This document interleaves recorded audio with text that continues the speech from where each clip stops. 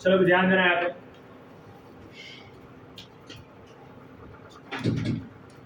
Last time we started with MCG, galvanometer का use क्या था? It is used to measure small current accurately and precisely, है ना। Accuracy सबसे important point है इसका, इसका एक्यूरेसी बहुत हाई है, इससे हम गैलोमीटर को बहुत जगह पे यूज करते हैं।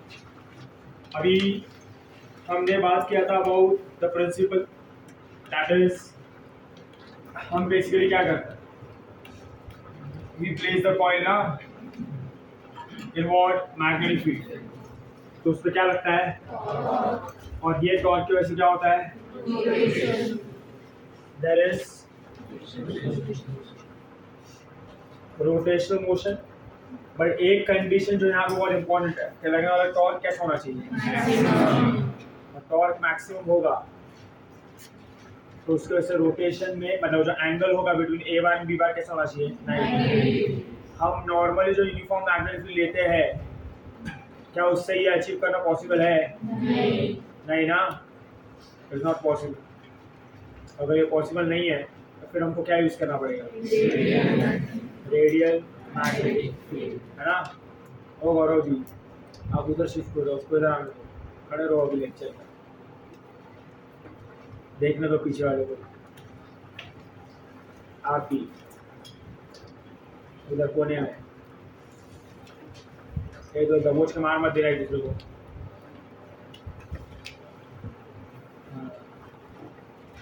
ठीक है, कीप स्टैंडिंग।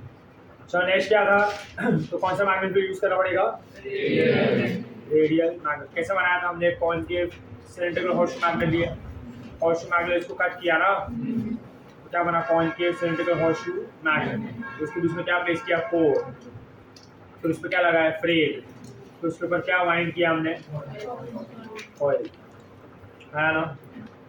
कैसा और तो उसके ऊपर फिर क्या अप्लाई होता है, मैग्नेटिक फील्ड, टॉर्क लगता है, वो लगने वाला टॉर्क हमेशा कैसा होता है, सही है, सही है, सही है, हेलो, फाइन, इस तरीके से। नेक्स्ट आगे बोला, आगे हमने उसका कंस्ट्रक्शन देख लिया था फ्रंट व्यू से, अब हमको उसका वर्किंग अंडरस्टैंड करना। तो चलो अभी ध्यान देना, एवरीवन ऑन द बोर्ड, वही डायग्राम में फिर से मानो, आपको ड्रॉ करेगा तो आप क्लास में ड्रॉ कर लिए, अरे आपको वर्किंग को अंडरस्टैंड करना।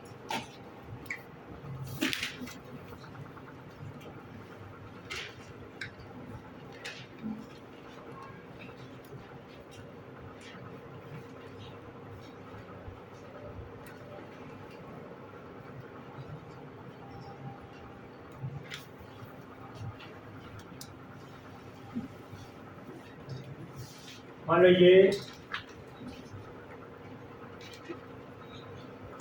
रिजिड सपोर्ट है, यहाँ पे एक वायर है,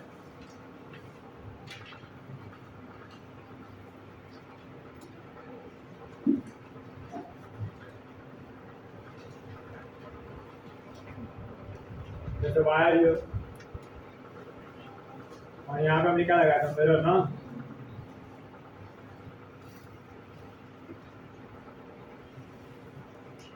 और यहाँ पे हमारा कॉइल है ऐसा,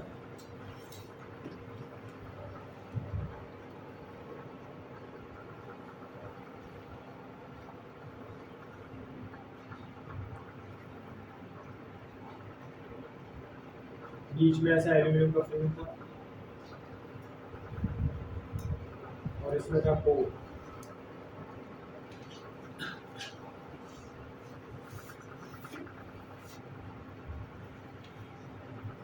सही है, क्लियर है। नेक्स्ट आगे यहाँ पे क्या था, मैग्नेट है ऐसा,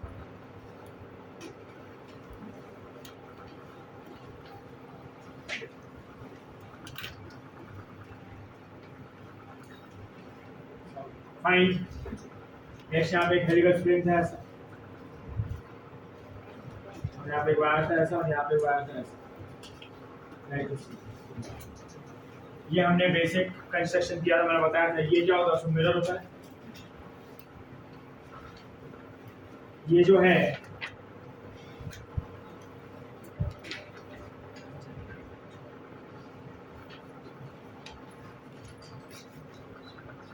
ये फॉस्फर ब्रॉन्ज वायर है, हाँ ना। अभी अंडरस्टैंड करना, let us start with the working. ये हमने कंस्ट्रक्शन कर दिया है यहाँ पे, अभी वर्किंग स्टार्ट करते हैं। हमें ये पता है कि फंडामेंटली एमसीजी जो है ये क्या मेजर करेगा, करंट। यहाँ से इसमें एक करंट पास होगा, वो इसके थ्रू पास होगा, वो कितना करंट पास हुआ है ये हमको मेजर करना है। तो अभी वो करंट हम कैसे पास करते हैं, तो यहाँ पे हमने कनेक्शन लगाया हुआ है। There is one connection here, there is one connection here, हाँ ना। तो यहाँ से हम ऐसा कनेक्शन निकालते हैं, यहाँ से हम ऐसा कनेक्शन निकालते हैं, ये होगा प्लस, सही है ये। और इसमें से करंट फ्लो करेगा। ये क्या लगा है, बैटरी और सेल ना, जिसके वजह से क्या पास होने वाला है, करंट, सही है। अब ये करंट इसके थ्रू इधर आएगा और इसमें पास होगा, फिर कॉइल में घूमेगा ऐसे।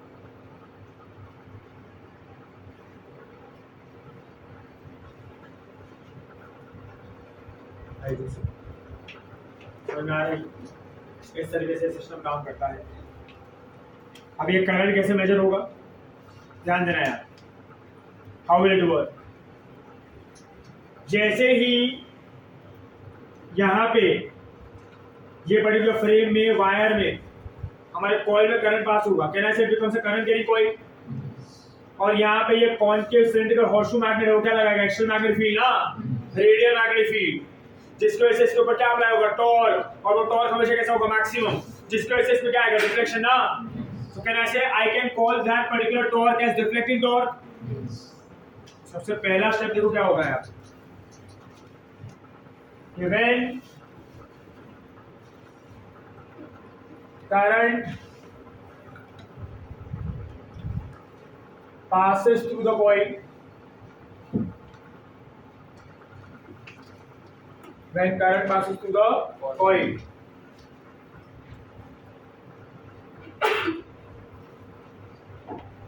deflecting torque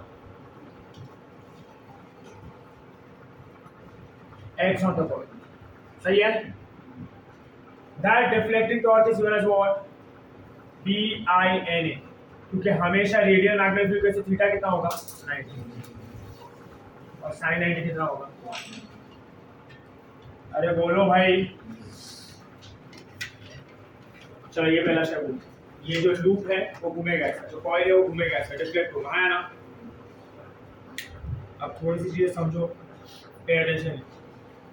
There are two things here, one is mirror and one is phosphor bronze wire.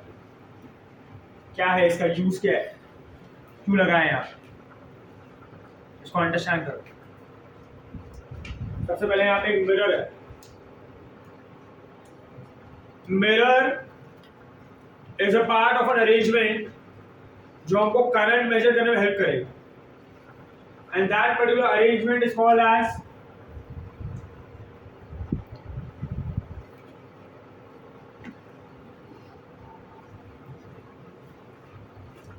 Lamp and scalar. क्या कहेंगे इसको, लैम्प एंड स्केलर। भाई तो ध्यान दे, क्या कहेंगे इसको, lamp and scalar. Lamp and scale arrangement is going to help me to measure current. क्या होता है इस अरेंजमेंट में, एक ऐसा लीनियर स्केल होता है, आपका रूलर होता है ना, वो उसके ऊपर ऐसे डिविजन्स हो गया है, 1 2 3 4 5 6 जो भी बोलो आप, ऐसे वैल्यूज होते हैं 1 2 3 4 5 6 7 8। तो ना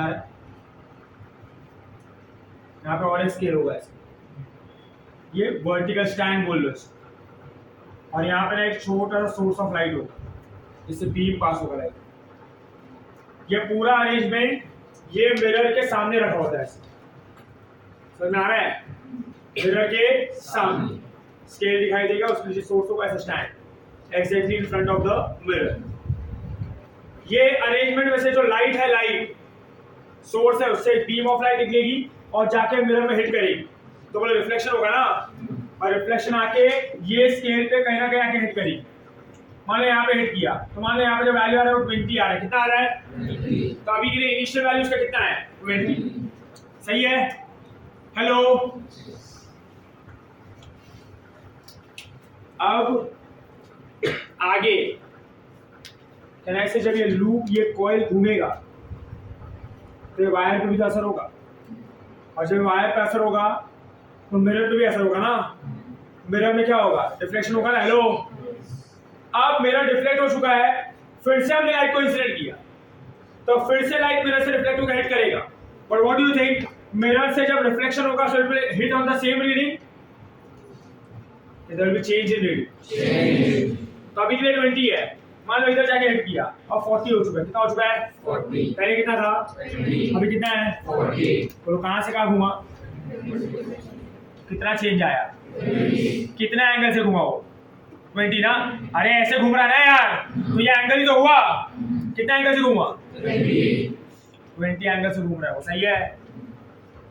तो ये क्या हुआ, डिफ्लेक्शन ना, क्या हुआ ये डिफ्लेक्शन, तो हम क्या कैलकुलेट करते हैं, डिफ्लेक्शन क्या कैलकुलेट करता है, डिफ्लेक्शन, कितना डिफ्लेक्शन हो रहा है, और ये डिफ्लेक्शन हमको हेल्प करेगा to measure what current, to measure what current, समझ में आ रहा है ये कैसे, क्या समझते हो उसको।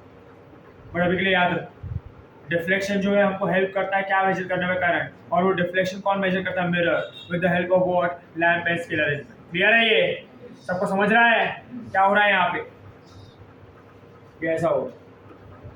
Is it fine? Next is phosphor bronze wire. दो आ रहा हो, मुंह धो क्या हो जाए जल्दी, कुछ बोलो आगे। नेक्स्ट क्या है, फॉस्फर ब्रॉन्ज वायर। अब ये जो फॉस्फर ब्रॉन्ज वायर होगा जो होता है हाईली इलास्टिक, कैसा होता है ये, हाईली इलास्टिक, चलो according to you what do you mean by being elastic.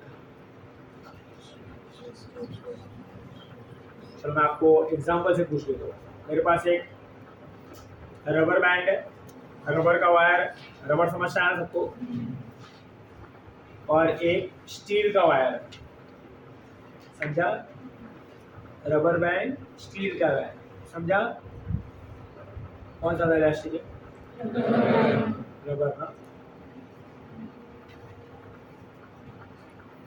सत्यानाश। फिजिक्स के हिसाब से ज्यादा इलास्टिक होता है स्टील, कौन होता है, अभी तुम इलास्टिक किसको समझते हो, नाड़े को जो ज्यादा खींचा जाए ना, फिजिक्स के हिसाब से उल्टा होता है। सुनो अभी कुछ बता रहा हूँ मैं, कान खोल के सुनना, सुन लोगे ना तो इलास्टिसिटी करके चैप्टर ना तो 60% अभी हो जाएगा। देखो 10 ही मिनट लगेगा बस, बाद में से वो फालतू फॉर्मूला है, यहाँ इस मॉड्यूलस ना, ये मॉड्यूलस ना, बल्क ना, फल्क ना, वो सब ही है, अरे नाम बस, आपके बायोलॉजी ऐसा काम 10 मिनट का है, बस नाम रखते जाओ, डराते जाओ। फिजिक्स के हिसाब से देखो बीइंग इलास्टिक मतलब क्या। सबसे पहले तो आप ये समझो कि नेचर में ना 2 टाइप के फोर्स होता है, जिंदा रहे ओंकार को 4 दिन एकदम बर्तन क्या तपेली भर भर के खाया होगा, देख ले दांत में दिख रहे गाल के सूखने की वजह से, बोलने का यार, नींद आ रहा है अभी तेरे को, नहीं आ रहा है। चलो आगे, मैंने क्या बोला कितना टाइप का फोर्स होता है। पहला जो फोर्स होता है वो ऐसा फोर्स है जो आपसे मोशन करवाता है। जो मैंने ये मार्कर को यहाँ से उठाया है, ऐसे उसको घुमा रहा हूँ, ऐसे क्या कर रहा है, मोशन ना, तो उसके लिए उसके ऊपर क्या लग रहा है, फोर्स, तो इसको कहते हैं मोशन वाला फोर्स। इसके ऊपर लॉज ऑफ मोशन वगैरह आप सीख चुके हो, हाँ ना। दूसरे टाइप का जो फोर्स होता है ना उसे कहा जाता है डीफॉर्मिंग फोर्स। क्या कहा जाता है, डीफॉर्मिंग फोर्स। डीफॉर्मिंग फोर्स एक ऐसा फोर्स होता है जो जब ऑब्जेक्ट पे लगता है तो वो ऑब्जेक्ट का शेप एंड साइज चेंज करने की कोशिश करता है, मतलब उससे मोशन करवाने का ट्राई नहीं कर रहा है, उसके शेप एंड साइज में चेंज लाने का ट्राई कर रहा है। मतलब अभी मैंने ये फोर्स लगा तो क्या किया, मोशन ना, बट अभी मैं इसको ऐसे फोर्स लगाऊंगा तो टूटेगा ना, मुड़ेगा ना, तो ये कौन सा फोर्स हुआ, डीफॉर्मिंग, जो उसके शेप एंड साइज में चेंज ला रहा है, जो उसको डिफॉर्म कर रहा है, जो उसमें चेंजेस ला रहा है ना। अब फिजिक्स के हिसाब से what is elasticity, what is elastic body. Physics के हिसाब से दो टाइप की बॉडी होती है, एक होती है इलास्टिक बॉडी, एक होती है प्लास्टिक बॉडी। सुनते जाओ, सब कुछ नया है। इलास्टिक बॉडी क्या है, प्लास्टिक बॉडी क्या, अंडरस्टैंड करना। और फिजिक्स में बीइंग इलास्टिक का मतलब क्या होता है, ये भी अंडरस्टैंड करना। फिजिक्स में बीइंग इलास्टिक का मतलब ये होता है कि कौन सा बॉडी कितना ज्यादा डीफॉर्मिंग फोर्स झेल सकता है। मतलब ऐसा कौन सा मटेरियल है, कौन सा बॉडी है which can resist the deforming force. जो जितना ज्यादा रेजिस्ट कर पाएगा, जो जितना ज्यादा डीफॉर्मिंग फोर्स को झेल पाएगा। झेलने का मतलब ये कि आप फोर्स लगाते जा रहे हो और उसमें चेंज नहीं आ रहा है। अगर उसमें चेंज लाना है तो बहुत बड़ा फोर्स लगाना पड़ेगा। मतलब उसमें ability, capacity to fight against deforming force is use ना। अगर कोई बॉडी पे एक हल्का भी फोर्स लगा और उसके शेप एंड साइज में चेंज आ गया तो वो मटेरियल में, वो बॉडी में डीफॉर्मिंग फोर्स झेलने का ताकत ज्यादा था, कम था। तो ये फिजिक्स के हिसाब से इलास्टिक नहीं है, मतलब ये लेस इलास्टिक। क्या ये? पर आपके पास एक ऐसा बॉडी है, एक ऐसा मटेरियल है जिसको डीफॉर्म करने के लिए, जिसको मोड़ने के लिए, जिसका शेप एंड साइज चेंज करने के लिए आपको बहुत ताकत लगाना पड़ रहा है। बहुत ताकत लगाना पड़ रहा है। इसका मतलब क्या है कि वो जो मटेरियल है वो आपके डीफॉर्मिंग फोर्स के अगेंस्ट लड़ सकता है ना, और अच्छा खासा फाइट दे सकता है। yes or no? वो डीफॉर्मिंग फोर्स को एक अच्छे खासे लेवल पर रेजिस्ट कर सकता है। ऐसे मटेरियल को क्या कहा जाता है? Highly elastic. क्या कहा जाता है? Highly elastic. कभी ये सुन के अगर मैं आपको स्टील का वायर दूं, रबर का वायर दूं, बोलो आपके लिए डीफॉर्म करना किसके लिए, कौन से मटेरियल के लिए आसान है आपके लिए, और किसके लिए डिफिकल्ट है? स्टील। तो फिजिक्स के हिसाब से कौन ज्यादा इलास्टिक है? स्टील। और कौन कम इलास्टिक है? रबर। तो स्टील के पास डीफॉर्मिंग फोर्स झेलने का एबिलिटी ज्यादा है और रबर के पास कम है। उसको इजीली आपने डीफॉर्म कर दिया। स्टील के तो पूरा दम लगा के करना पड़ेगा ना यार, तब जाके वो डीफॉर्म होगा, है ना। तो किसने ज्यादा झेला? स्टील। किसने कम झेला? रबर। तो इसीलिए देखो ना, अब मुझे ब्रिज बनाना है, मुझे बिल्डिंग का स्ट्रक्चर बनाना है, फ्लाईओवर बनाना है, हाईवे बनाना है, उसके फ्रेम्स बनते हैं ना पहले, तो उसके ऊपर वो सब कॉन्क्रीट वगैरह बनाया जाता है। तो फ्रेम में किससे बनाता हूँ, रबर से कि स्टील से? स्टील। क्योंकि स्टील ज्यादा कैसा है, इलास्टिक। स्टील वो ज्यादा डीफॉर्मिंग फोर्स को झेल सकता है। ट्रक जा रही है ना, कार जा रही है, वो तो फोर्स ही लगा रही है ना उसके ऊपर। अभी रबर का बनाया, यहाँ पाई है ट्रक, लपट जाएगी ना। पर किससे बनाया आपने? स्टील। तो वो ज्यादा ट्रक का फोर्स झेल सकती है ना यार, अब टूट गई है। तो कौन सा इलास्टिक है, स्टील या रबर? स्टील। क्या मैंने ये ब्रिज बनाने के लिए क्या यूज किया? स्टील। समझा क्या? Rubber is less elastic. हमारे लिए इलास्टिक मतलब क्या, जो ज्यादा खींचा जाए। फिजिक्स के लिए इलास्टिक मतलब क्या, आप खींचो, किसको खींचना ज्यादा डिफिकल्ट है वो उसके लिए ज्यादा इलास्टिक, जिसको खींचना आसान होगा वो उसके लिए लेस इलास्टिक। समझा क्या? हेलो, दिमाग में जाता है कुछ कि नहीं? आप दूसरे तरीके से भी इलास्टिसिटी को इंटरप्रेट कर सकते हो। अभी इलास्टिसिटी, मैंने क्या बोला, फिजिक्स में दो टाइप की बॉडी होती है, इलास्टिक बॉडी है। इसका और एक कैरेक्टरिस्टिक है, पहला तो ये कि कितना ज्यादा डीफॉर्मिंग फोर्स को झेल सकता है, सही है। दूसरा ये कि जब आप उस पर डीफॉर्मिंग फोर्स अप्लाई करते हो तो उसके शेप एंड साइज में चेंज आता है। बट जैसे ही आप वो डीफॉर्मिंग फोर्स को निकाल दोगे तो वो वापस जैसा था वैसे ही वैसे हो जाएगा, जैसा ओरिजिनली था, जैसा उसका ओरिजिनल शेप एंड साइज था वो उसको रीगेन कर ले। जैसे स्प्रिंग को मैंने दबाया ऐसा, है ना, आपने फोर्स लगाया, कौन सा फोर्स है? डीफॉर्मिंग फोर्स। बोले डीफॉर्मिंग फोर्स की वजह से उसका शेप एंड साइज चेंज हुआ कि नहीं हुआ? अबे आपने उसको सब पकड़ के रखा, अबे आपने हाथ हटा लिया तो स्प्रिंग वैसे ही रह जाएगा कि जंप करेगा फिर से? पॉप आउट ना, उसने अपने शेप एंड साइज को वापस रीगेन कर लिया, है ना। Regain the shape and size. ऐसे बॉडी को आप क्या कहते हो? Elastic body. क्या कहते हो? इलास्टिक। समझा? अब दो पॉइंट समझो। जो बॉडी डीफॉर्मिंग फोर्स के हटाने पे अपना शेप एंड साइज रीगेन कर सकता है, वो इलास्टिक बॉडी। अब यही बॉडीज में कौन ज्यादा इलास्टिक है, कौन कम इलास्टिक है, ये कैसे पहचानोगे आप? जो ज्यादा डिफॉर्मिंग फोर्स के अगेंस्ट लड़ पाएगा, जो ज्यादा रेजिस्टेंस शो करेगा, वो ज्यादा इलास्टिक। जो कम रेजिस्टेंस शो करेगा, जो कम लड़ पाएगा, वो लेस इलास्टिक। इलास्टिक दोनों है, सब है, सब अपने आप को रीगेन कर सकते हैं। और जो ज्यादा झेलेगा वो ज्यादा इलास्टिक, जो कम झेलेगा वो। तो आपको पता है रबर बैंड को खींचोगे छोड़ोगे फिर भी वैसे ही हो जाएगा, स्टील वायर को खींचोगे छोड़ोगे फिर भी वैसे ही हो जाता है। समझ में आ रहा है क्या? बट बोलो, अगर मुझे दोनों को खींचना है तो ज्यादा दम किस में लगेगा, कम दम किस में लगेगा? तो दोनों इलास्टिक है, और ज्यादा इलास्टिक कौन, कम इलास्टिक कौन? क्योंकि ज्यादा कौन झेल सकता है, स्टील। कम कौन झेल सकता है, क्लियर है ये? अरे बोलो भाई, समझा क्या?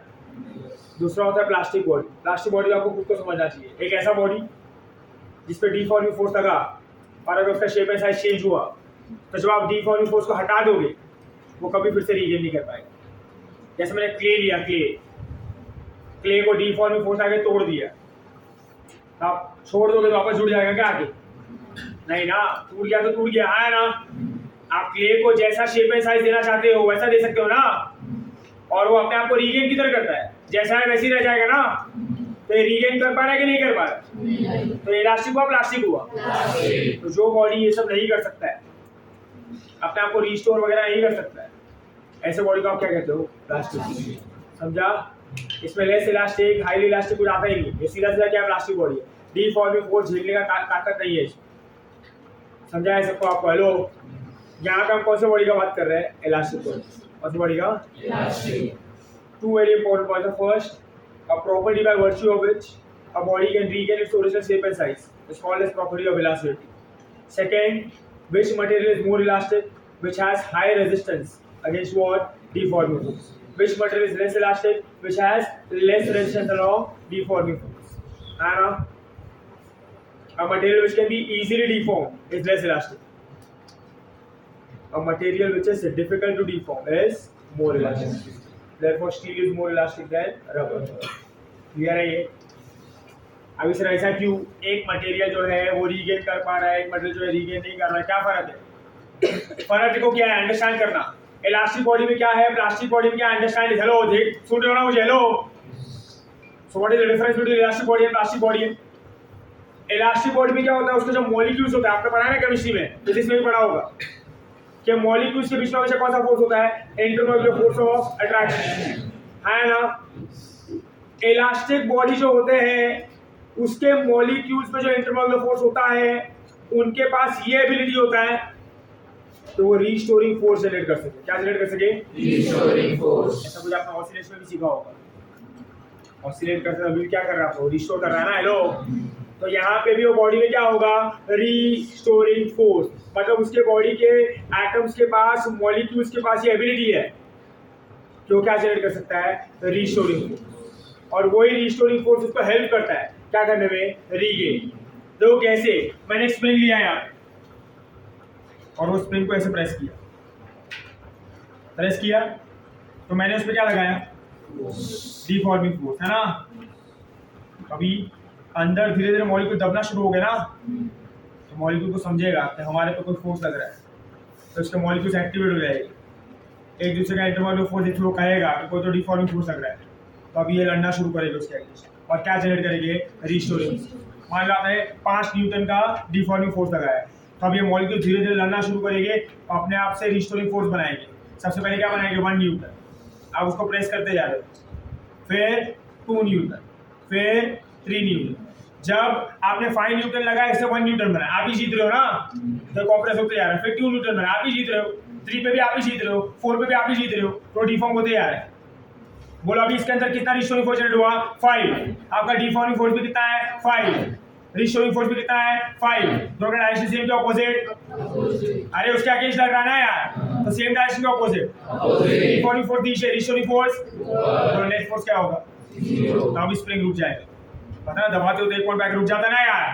और यहाँ पे डिफॉर्मिंग फोर्स और रिस्टोरिंग फोर्स कैसा हो चुका है? सेम। नेट फोर्स कैसा है? 0। सही है। अब आपने अगर हाथ हटा लिया तो डिफॉर्मिंग फोर्स चला गया ना, तो कौन सा फोर्स बचा? और वो आपके डायरेक्शन में ऑपोजिट डायरेक्शन, तो और वो दबेगा कि उछलेगा? आउट करेगा ना, तो पूरी स्टोरिंग फोर्स की वजह से it will regain its original shape है ना? अरे बोलो भाई, यस और नो? बट प्लास्टिक बॉडी में सब नहीं होता है, उसके मॉलिक्यूल्स ये सब नहीं कर सकते। आपने दबा दिया तो दबा दिया, वो कोई भी रिस्टोरिंग फोर्स जनरेट नहीं कर पाएगा। सही है ये?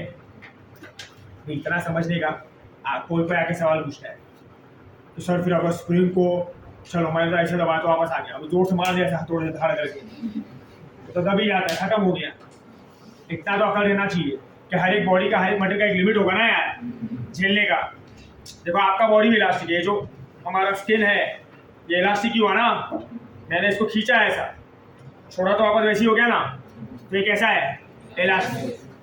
अभी सलिया लेके कैंची ले जब घुसेड़ दूंगा अंदर तो काय का इलास्टिक कटेगा ही ना। You have crossed the elastic limit, ये सो क्लियर है? रबर बैंड को भी खींच रहा हूँ, जोर से खींच दिया, टूट जाएगा ना। You have crossed the elastic. तो हर एक बॉडी का इलास्टिसिटी शो करने का भी एक लिमिट होता है, उसके ऊपर जाओगे खत्म। समझाइए? तो स्प्रिंग को भी आप आराम से दबा रहे हो, दब रहा है, हथौड़ा लेकर जोर से मारा, खत्म ना, टूट गया। आप टी शर्ट पहनते हो उसमें भी इलास्टिक होता है ना यार, खींचो एकदम दब लगा फट जाएगा ना, फटा भी था।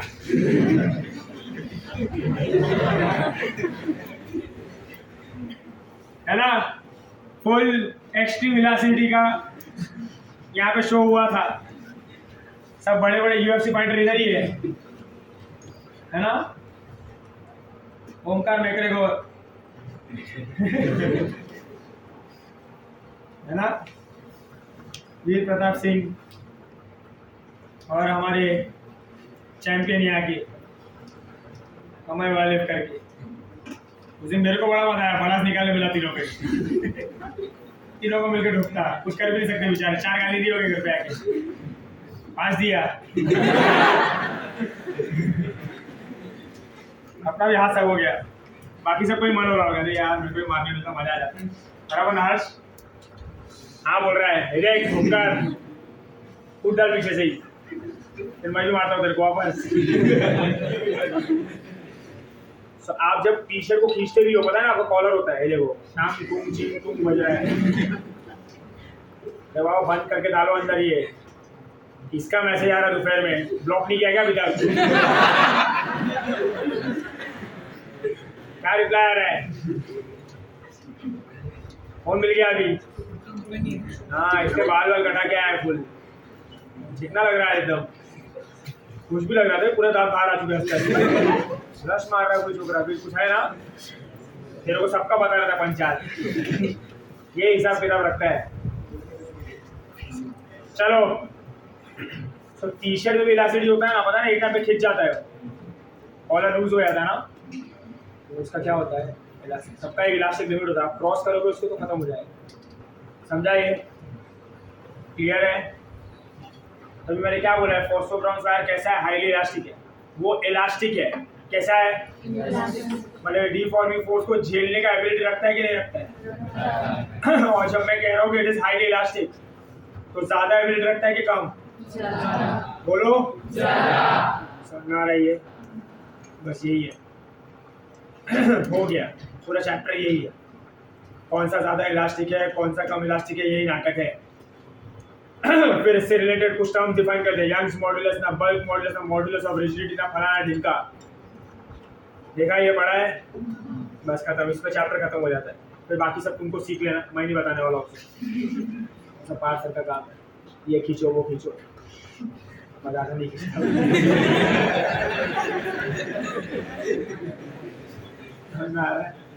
सो वायर कैसा? Highly elastic. समझ गया क्या बताया मैंने?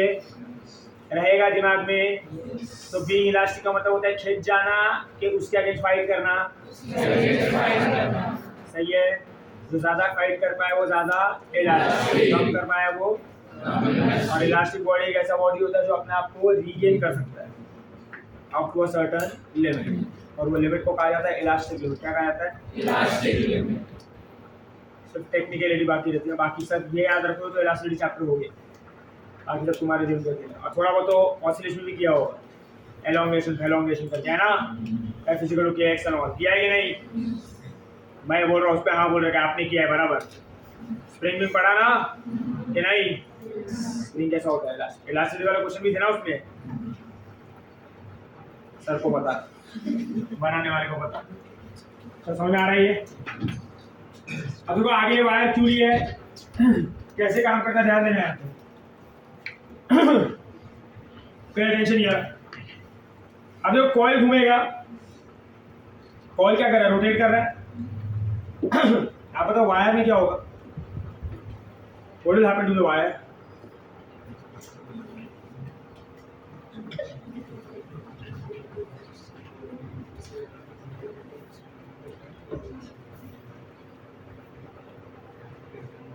वायर दिख रहा आपको? सब ऐसा मेरे को क्या नहीं है, इधर वायर को देखो और सोचने का ट्राई करो ना। तो ही सोच चलते, बोलो यार क्या होगा? क्या तुम कर रहे हैं? कब से बैठे बोल रहा हूँ मुझसे, क्या करेगा वायर? रोटेशनल मोशन, वायर घूमेगा, पूरा सेटअप घूमेगा, पूरा एमसीजी घूम रहा है। रोटेशनल मोशन को रोकेगा कौन? वायर। पूरा पर्पस ये था कि मैं इसको घुमाऊं और वायर ने आगे रोक दिया। खराब एमसीजी, चलो घर पे। सोच और थोड़ा सोच, वायर क्या होगा?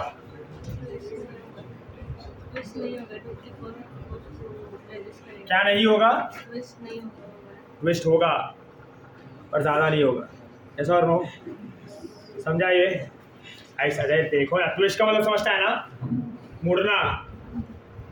ये वायर ऊपर से अटैच है, फिक्स्ड है ना रिजिड सपोर्ट पे, वो जॉइंट किया हुआ इधर से कॉइल को अटैच्ड है, इधर से ओपन है ना वो, तो आपने ऐसा पकड़ के कॉइल घूमा ऐसा, तो यहाँ से पकड़ा हुआ है, फिक्स्ड है, और यहाँ से ओपन है, तो बोलो वायर घूमेगा कि ट्विस्ट होगा? ऐसा मुड़ेगा ना यार। वो अभी उंगली मोड़ दूं क्या, तोड़ दूं क्या? समझ में आ रहा है कि नहीं? थोड़ा तो विजुअलाइज करो। What will happen? It will twist. मेरा बुक किधर है? बाथरूम लेके गए थे क्या साथ में? पूरा दिन नींद आते रहता तेरे को, आपको कड़िया काम करता है क्या? निकाल फटाफट। वायर क्या करेगा? ट्विस्ट ना। ट्विस्ट को टेक्निकली फिजिक्स में कहा जाता है टॉर्शन। क्या कहा जाता है? टॉर्शन।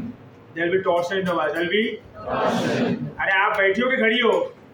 अरे रे समझ में नहीं आ रहा है, बैठो, पढ़ के आओ नेक्स्ट टाइम। समझ में आ रहा है क्या? उठा के आया था बस खाली। वायर में क्या आएगा? टॉर्शन मतलब क्या? और नो क्लियर है ये? अब देखो वायर घूम रहा है, वायर ट्विस्ट हो रहा है, मतलब वायर के शेप एंड साइज में चेंज आ रहा है। बट वायर इलास्टिक है नॉन इलास्टिक है? तो बोलो वायर अगर इलास्टिक है तो उसके अंदर क्या जनरेट होगा? Restoring force. क्या जनरेट होगा? Restoring force. बट बोलो उस पे कॉइल की वजह से लग क्या रहा है? डिफ्लेक्टिंग फोर्स लग रहा है कि डिफ्लेक्टिंग टॉर्क लग रहा है? अरे उसके अंदर जो ट्विस्ट आ रहा है, ट्विस्ट वो इस पे लगने वाले डिफ्लेक्टिंग टॉर्क की वजह से आ रहा है ना, तो इसके ट्विस्ट के लिए भी कौन रिस्पांसिबल है? Deflecting torque. बोले आप जब डिफॉर्मिंग फोर्स लगाते हो तो रिस्टोरिंग फोर्स आता है, तो अभी आपने जो डिफ्लेक्टिंग टॉर्क लगाया है वही शेप चेंज कर रहा है, मतलब वही डिफॉर्मिंग टॉर्क है ना। तो अगर लगने वाला डिफॉर्मेशन, डिफॉर्मिंग फोर्स टॉर्क के फॉर्म में है, तो रिस्टोरिंग फोर्स भी फोर्स के फॉर्म में होगा, टॉर्क के फॉर्म में। तो एक्चुअल में वायर में क्या जनरेट होगा? क्योंकि वो इलास्टिक है, रिस्टोरिंग फोर्स की रिस्टोरिंग टॉर्क आया ना।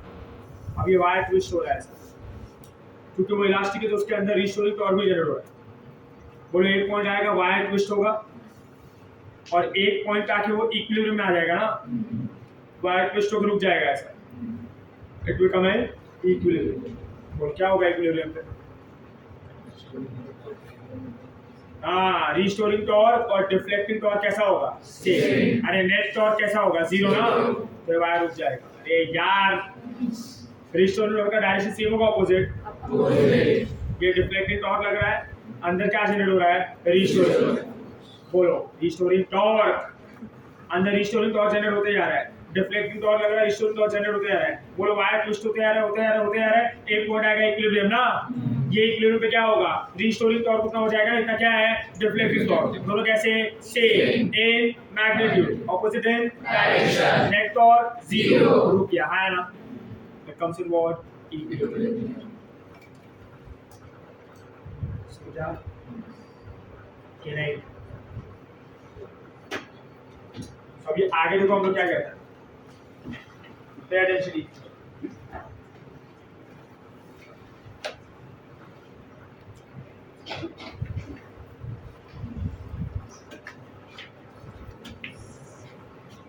इधर ध्यान देना please.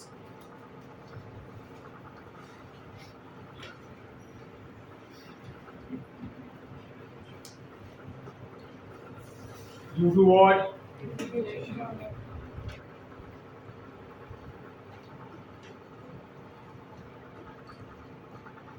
Wire is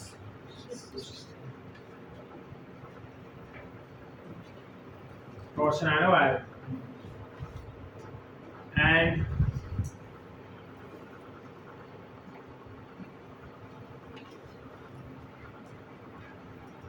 as wire is elastic.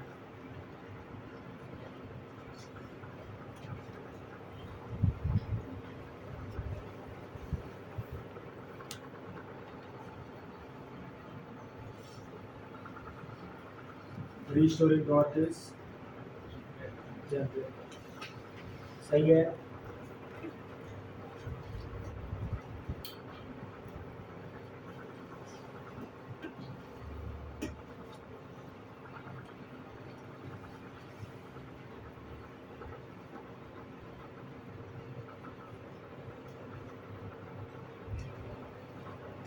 Spring है, उसके ऊपर क्या लगा है, वेट। ये वेट स्प्रिंग को खींचेगा, स्प्रिंग में एक्सटेंशन आएगा, बट ये स्प्रिंग क्या करेगा, ऑसिलेट ना, तो उसके अंदर कौन सा फोर्स होगा, रीस्टोरिंग। बोलो वो रीस्टोरिंग फोर्स का फॉर्मूला क्या होता है, F = kx ना, माइनस kx आता है, और माइनस मैंने लिया तो मैग्नीट्यूड लिया, बोलो F = क्या, kx। यहाँ पे k क्या है, स्प्रिंग कांस्टेंट, x क्या है, डिस्प्लेसमेंट, कौन सा, लीनियर, f क्या है, फोर्स, कौन सा, रीस्टोरिंग, इसको ऑसिलेशन करेगा, है ना। अरे बोलो ना भाई, बोले यहाँ पे फोर्स क्या पे क्या आएगा, घूम रहा है ना, लग क्या रहा है, फोर्स के टॉर्क, तो फोर्स को किसको रिप्लेस करेगा, टॉर्क, तो रीस्टोरिंग टॉर्क। के यहाँ पे आएगा सी, सी क्या बताता हूँ मैं, क्या आएगा यहाँ पे सी, और यहाँ पे आएगा थीटा, क्या आएगा थीटा, और इस थीटा एंगुलर डिस्प्लेसमेंट, क्या होगा ये एंगुलर डिस्प्लेसमेंट, जो घूम रहा है ये, हाँ ऐसा और हो।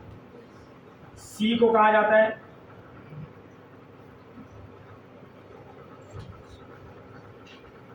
टॉर्शनल कांस्टेंट, क्या कहता है, टॉर्शनल कांस्टेंट। इसका फॉर्मूला क्या बनेगा, टॉर्क अपॉन थीटा ना।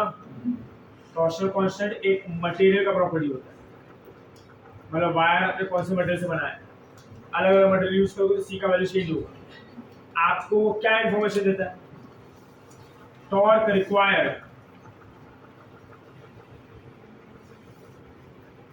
पर यूनिट डिफ्लेक्शन, एक डिग्री घूमने के लिए कितना टॉर्क लगता है वो क्या बताता है, सी। जो मटेरियल का सी ज्यादा होगा वो मटेरियल के वायर को एक डिग्री घुमाने के लिए ज्यादा टॉर्क लगेगा, जो मटेरियल का सी कम होगा वो मटेरियल के वायर को घुमाने के लिए कम टॉर्क लगेगा। ये इंफॉर्मेशन कौन देता है, सी। इसका प्रॉपर्टी हो मटेरियल, स्टील का, फॉस्फोब्रॉन्ज का, एल्यूमिनियम के, हर एक वायर का सी का वैल्यू कैसा होगा, अलग अलग। चलो क्लियर है ये, तो ये रीस्टोरिंग टॉर्क मिल गया, डिफ्लेक्टिंग टॉर्क मिल गया। चलो ये पूरा सेटअप इसमें आएगा, इक्विलिब्रियम में ना, इसमें जाएगा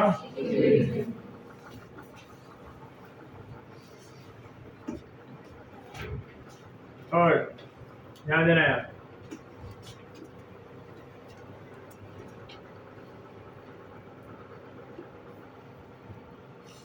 इक्विलिब्रियम में आ जाएगा तो बोलो नेट टॉर्क क्या होना चाहिए, तो डिफ्लेक्टिंग टॉर्क और रीस्टोरिंग टॉर्क कैसा होगा, सेम। और आपको क्या चाहिए, आई ना, ये मिल गया करंट, मिला मिला मिला, ऐसा और बोलो सी कैसा है, कांस्टेंट, बी कैसा है, कांस्टेंट, एन कैसा है कांस्टेंट, ए कैसा है कांस्टेंट, कांस्टेंट ये ना यार, कौन कांस्टेंट नहीं है यहाँ पे, रिफ्लेक्शन कैन चेंज ना। हेलो बोलो आई किसको प्रोपोर्शनल है,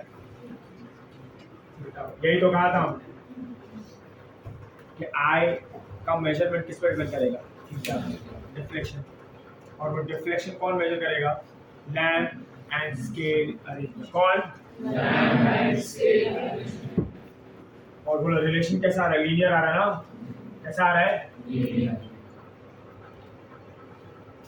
लीनियर रिलेशन, मतलब इनके बीच में ग्राफ कैसा होगा, बोलो बोलो आना चाहिए अभी, स्ट्रेट लाइन पासिंग थ्रू, सही है, तो ये रिलेशन लीनियर है ना, इसीलिए बहुत फायदेमंद है, क्योंकि आप एक रीडिंग निकालोगे बाकी सब अपने आपको अपने आप मिल जाएगा, सही है, सही है। देखो ऐसा होता है, कभी अगर स्कूल में एमीटर वोल्टमीटर वगैरह देखा होगा तो उसमें पॉइंटर होता है ऐसा, जैसे पॉइंटर हियर लाइक, और ऐसा ना आपको एक स्टिकर होता है कैलिब्रेशन है ना, इससे बहुत सारे डिविजन होते हैं ऐसे, हाँ आपने करंट पास किया, करंट कैसे क्या आएगा, डिफ्लेक्शन आएगा ना, तो यहाँ से ऐसा घुमा ऐसे, सही है, तो इतना डिफ्लेक्शन आया, मान लो 10 डिवीजन घुमाओ और 10 डिवीजन घूमने पर उसमें करंट आ रहा है 1 एम्पियर, कितना आ रहा है 1 एम्पियर। तो बोलो 10 डिवीजन पे कितना आ रहा है 1 एम्पियर, बड़े रिलेशन कैसे लीनियर है ना, तो बोलो 2 एम्पियर के लिए कितना घूमेगा वो, अरे डायरेक्टली प्रोपोर्शनल रिलेशन है, 1 के लिए 10 तो 2 के लिए 3 के लिए 5 के लिए 10 के लिए 100 ना, देखो ना आपने सिर्फ एक ही रीडिंग लिया, बाकी सब काम अपने आप हो गया, आया ना, बाकी सब मेजर करने की जरूरत तो आसान हो गया ना कैलकुलेशन, ऐसा और नो, इसीलिए काफ़ी यूजफुल होता है, इसलिए काफ़ी कैसा होता है। इसका सबसे बेस्ट एप्लीकेशन आपको बताऊं जो आपने देखा हुआ है, दैट इज स्पीडोमीटर। स्पीडोमीटर जो होता है ना, वही एमसीजी, आपको लग रहा है कि वो स्पीड कैलकुलेट कर रहा है, बट वो एक्चुअल में कभी स्पीड कैलकुलेट कर ही नहीं रहा है, वो एक्चुअल में करंट ही मेजर कर रहा है कि आपके बाइक में कितना करंट फ्लो हो रहा है, वो एक्चुअली क्या मेजर कर रहा है, करंट। आपको क्या लग रहा है, स्पीड, वो उसको कैलिब्रेशन ऐसा किया है, आपने करंट का स्टिकर हटा के स्पीड का स्टिकर लगा दिया, क्योंकि सब कुछ लीनियर चल रहा है। अभी आप जब EMI वगैरह पढ़ोगे तो आप सीखोगे कि स्पीड का और करंट का रिलेशन क्या होता है, E=BLV वगैरह करते करंट को V को स्पीड को आप रिलेट करते हैं। मैं अभी से आपको एग्जांपल दे रहा हूँ कि अगर मैं स्पीडोमीटर की बात करूँ यहाँ,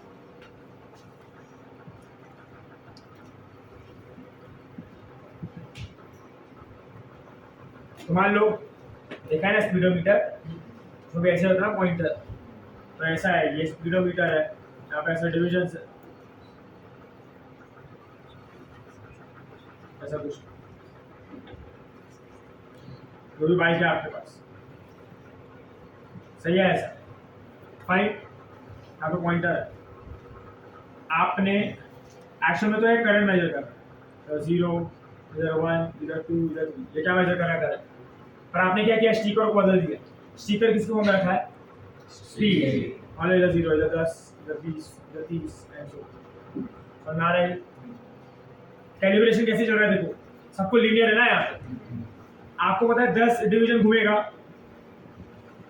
तो 1 एम्पियर करंट आएगा, कितना एम्पियर, 1 एम्पियर।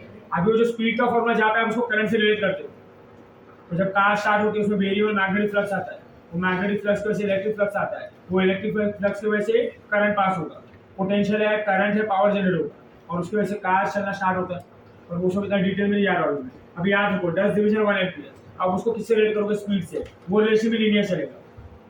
अभी 1 एम्पियर करंट ये इंडिकेट करेगा कि आपका जो स्पीड है ना वो 10 मीटर पर सेकंड है, कितना स्पीड, मतलब 10 डिवीजन के लिए कितना स्पीड, 10, मतलब 1 डिवीजन के लिए कितना स्पीड, 1, आपने स्टिकर बदल दिया, तो जब ये पॉइंटर 10 डिवीजन घूमेगा ऐसा, तो यहाँ पे स्पीड कितना दिखाएगा, 10, 20 डिवीजन घूमेगा तो 20, 30 डिवीजन घूमेगा तो 30, उसके लिए मेजर क्या हो रहा है, करंट, मतलब जब वो 10 डिवीजन घूमेगा आपको स्पीड 10 दिखेगा, बट एक्शन वो किसका रीड है? करंट का ना, जो कितना आ रहा है 1 तो डिवाइस के लिए वो क्या मेजर कर रहा है? करंट। हमको क्या दिख रहा है? स्पीड, क्योंकि सब कुछ लीनियर। अरे बोलो यार। तो जब 5 एम्पीयर का करंट इसमें घूमेगा तो 50 डिवीजन घूमेगा, और 50 डिवीजन घूमेगा तो स्पीड कितना? 50 मीटर पर सेकंड। ये सब क्यों पॉसिबल हो पाया? क्योंकि रिलेशन सब लीनियर है ना। अरे लीनियर नहीं होता, अलग अलग चलता तो क्या बना पाते? नहीं ना। हेलो, यस और नो? देख लो, अगर ये रिलेशन लीनियर है यहाँ पे, for non linear relation,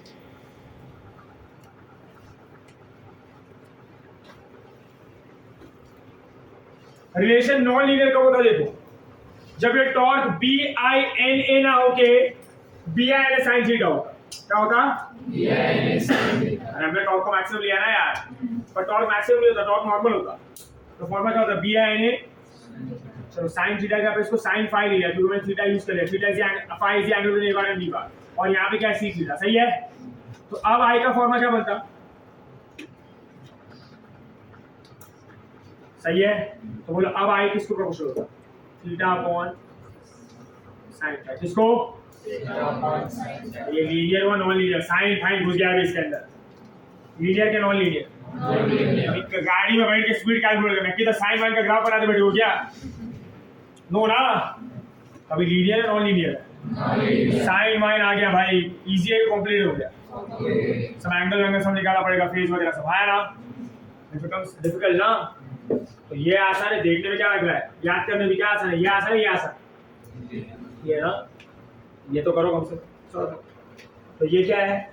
linear relation. चलो आप इसको बता सकता है who made this relation linear? किसने ये अचीव करने में हमारी हेल्प किया इन दिस MCQ?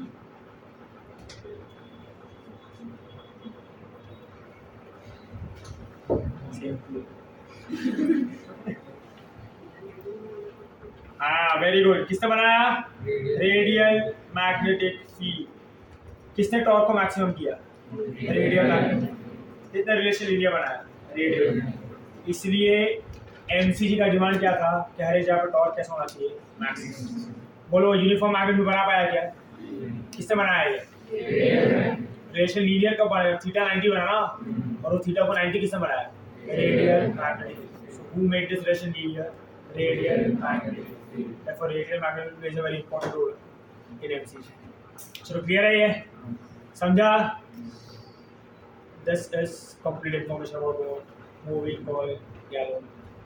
और फिर उसका wave form I is equal to C theta upon B and A. और दो टर्म बताना बाकी है, सेंसिटिविटी एंड एक्यूरेसी, और पहले लिख लो, उसके बाद डिस्कस करें। ठीक है ये? चलो नोट डाउन करना। Next we talk about is something called as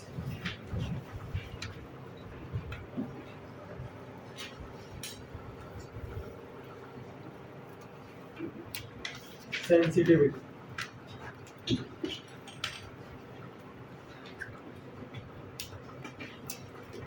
क्या होता है बीइंग सेंसिटिव? आज के जनरेशन को ज़्यादा पता है।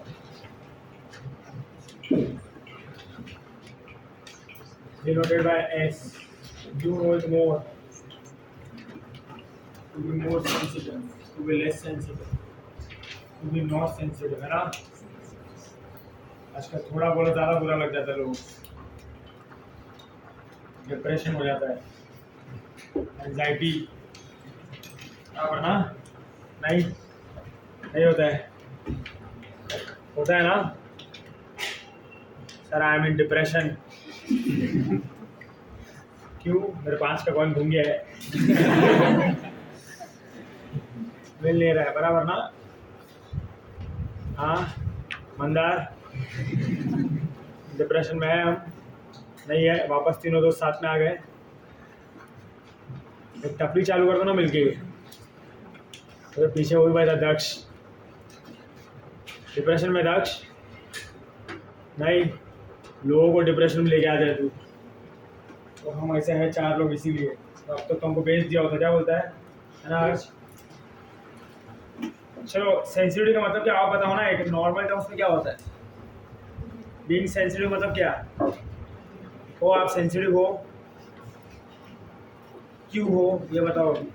क्या होता है आपके सेंसिटिविटी, आपको क्या फील होता है? हाँ बताओ, उसको ही बताओ, उसको ही जानना है, मेरे को मतलब ही नहीं है। आजू बाजू वाले बताओ, वो बताने लग जाते हैं। बाजू वाले बताओ, हाँ बराबर बोल रहा है, मैं भी यही सोच रहा था, दोनों गलत। हाँ अनिरुद्ध, क्या होता है बीइंग सेंसिटिव?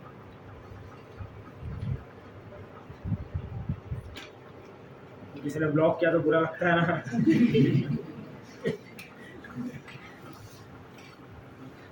क्या यार, एक सीधा सा जवाब नहीं दे पा रहे हो, बायोलॉजी का सवाल है तो। हाँ खुद ही बोलते खुद ही हंसते हैं, फील भी नहीं करते। जोक सुनने का भी हमको अथॉरिटी नहीं है, खुद ही बोले तो खुद ही हंस रहे थे, फिर चुप हो जाते, सर को नहीं पता चलना चाहिए। यस, बीइंग सेंसिटिव मतलब क्या? एक कोई भी चीज का असर दूसरे पे होना ना, that is called as what? Being sensitive. ऐसा हमने ससेप्टिबिलिटी पढ़ा था, पता है, एक का असर दूसरे पे ना। अभी जो एग्जांपल दिया था, in today's date you people are just highly sensitive to biology ना, तो जो है वहीं पल्ले पड़ रहा है कुछ ना कुछ, आड़े जड़े पता नहीं कौन से नाम सिखाते तुम लोग को, उसी में तुमको मजा आ रहा है। इधर गला फाड़ फाड़ के चिल्लाओ, पॉइंटर उधर जा रहा है, इधर जा रहा है, हमारा पॉइंटर 0 पे ही है। हाँ हाँ कर रहे खाली। चलो आप ही बताओ, you are less sensitive to suggest क्या हाईली सेंसिटिव? हाईली। सही है। पान पट्टी वाला भी इतना दिन में चुनर लगाता होगा, इतना तूने 1 सेकंड में लगाया। Highly sensitive. कौन सा चैप्टर चल रहा है? ABC खत्म हो गया हो कब से? 4 उसको चैप्टर नहीं पता है, बताया कि नहीं नया चैप्टर चालू हुआ है, टेढ़ा ही करे। कितने दिन नहीं आया था? खत्म हो गए, 3 दिन हो गए, कुछ पूछना नहीं है क्या पढ़ा रहे कोई? बताओ चैप्टर का नाम बताओ उसको।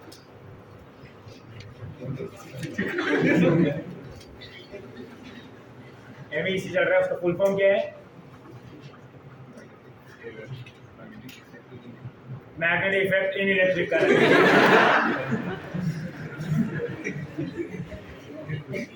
है कुछ तो, ये बोलता है हाईली सेंसिटिव है। अगर ये तुम्हारा हाई सेंसिटिविटी है तो लो वाले से तो बात करने जैसे ही नहीं है। पता नहीं वो हमको भी पहचानेगा कि नहीं। क्या आप कौन? वो सर नहीं आए दूसरे वाले। हाँ सारा, what do you mean by being you are highly sensitive to the subject? Biology, physics, बराबर है। जिसके लेक्चर में बैठे उसका तारीफ करो। ट्रू मैन शो चल रहा है यहाँ पे, फील करवाते रहो सामने वाले को सूडो चीज़ें। वैसे तो यहाँ पे तीनों सब्जेक्ट से हम लोग सेंसिटिव नहीं है। सुबह शाम दिमाग का दही उतरता है, इतना मार्क्स लाओ उतना मार्क्स लाओ, इंटरनल पढ़ो एक्सटर्नल पढ़ो, outside the field inside the field. किसी दिन हमें इन्फिनिटी पे आता है, पोटेंशियल 0। सही ना थे, क्या सोच रहा बैठ के? देख रहा था बोर्ड को, देख रहा है वो खाली सब। वाओ, लाइफ में इतना लोनलीनेस है, इतना अकेला बना चुका है कि इंसान बोर्ड को देख के खुश हो रहा है। क्या देख रहा है बेटी?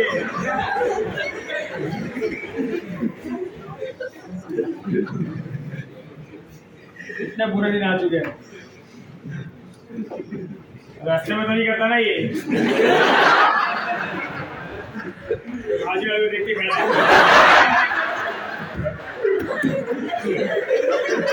भाजी वाला भी नर्वस।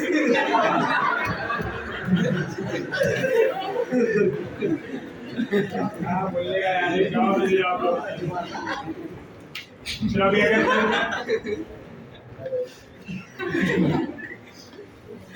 कुछ लोग को भाजी वाला सुन के देख कितना एक्साइटमेंट ला रहा है, बोले अपना फ्यूचर।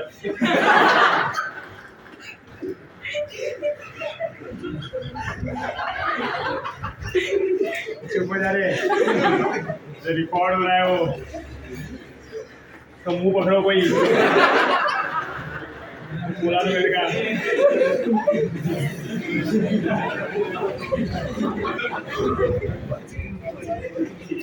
चलो ध्यान दे यार, कितने शादी कर 5 तो बीच में भगाया नहीं कि भाई ये खाना 5 दिन चलना चाहिए, 2.5 दिन पे खत्म कर दिया खा के। चलो सेंसिटिविटी क्या होगा देखो, सीटिंग सेंसिटिव इज, तभी बताया था मैंने। अगर चलो अगर मैंने एग्जांपल लिया कि if you are relating to climate change, होता ना अभी गर्मी शुरू है, वापस बारिश आएगी, व्हेन द क्लाइमेट चेंजेस, थोड़े बहुत लोग हम अफेक्ट हो जाते हैं ना, हमारे हेल्थ पे थोड़ा सा चेंज आता है ना, तो some people are affected by the climate change. किसी किसी को थोड़ा क्लाइमेट चेंज हुआ तो ज़्यादा प्रॉब्लम होता है, शर्ट नहीं जम रहा है, क्लाइमेट चेंज है ना, सर्दी आ रही है, ये आ रही है, थोड़ा बहुत खांसी बुखार हो जाता है। अरे जिसको होता है उसको होता है, ऐसा घूर के क्या देख रहा है कि मेरे को तो नहीं हुआ करके, 4 स्वेटर पहन के घूमेगा बदन पे, तो कहाँ से होगा ये सब। तो ऐसे लोग कैसे होते हैं, highly sensitive to climate change ना, कि a small change in climate a high effect in the health, है ना, this is being highly sensitive. Less sensitive का मतलब क्या होता है, थोड़ा सा चेंज हुआ क्लाइमेट में, थोड़ा सा इफेक्ट हुआ किस पे, हेल्थ। नॉट सेंसिटिव मतलब क्या, क्लाइमेट चेंज होने पे कोई भी असर नहीं। तो इसका मतलब क्या होता है, बीइंग सेंसिटिव। तो जब भी एक चीज़ चेंज होने पे थोड़ा सा चेंज हुआ पर कोई दूसरी चीज़ पे उसका इफेक्ट जो है, उसका असर जो बड़ा हो रहा है, दैट इज हाईली सेंसिटिव। छोटे से चेंज पे छोटा सा असर तो लेस सेंसिटिव, कितना भी चेंज हो कोई असर नहीं हो रहा, it is being not sensitive, है ना। तभी एमसीजी के टर्म्स में सेंसिटिविटी क्या होगा, बीइंग सेंसिटिव। एमसीजी के टर्म्स में ये होगा कि हम यहाँ पे कंसीडर करते हैं कि बोलो ये पूरा करंट जो मेजर हो रहा है वो किसको हो रहा है, रिफ्लेक्शन पे ना, करंट आएगा तो क्या होगा, रिफ्लेक्शन। तो अगर ऐसा हुआ कि छोटा सा करंट आया और बड़ा रिफ्लेक्शन आया, तो एमसीजी इज हाईली सेंसिटिव कि लेस सेंसिटिव। छोटा सा करंट आया, छोटा सा रिफ्लेक्शन आया, less sensitive.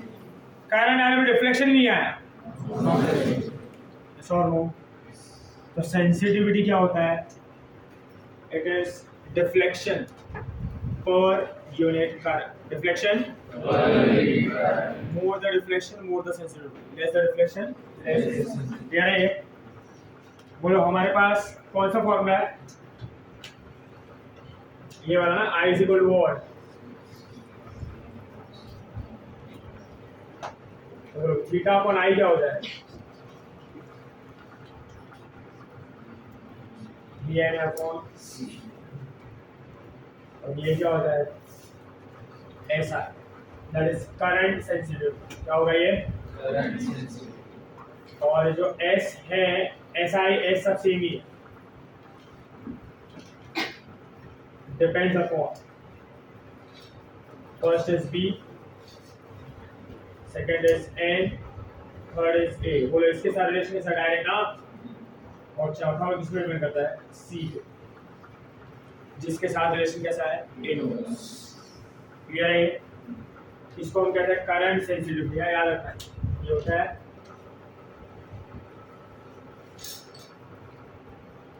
Current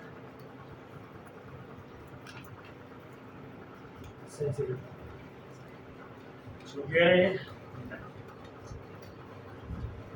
next is आगे,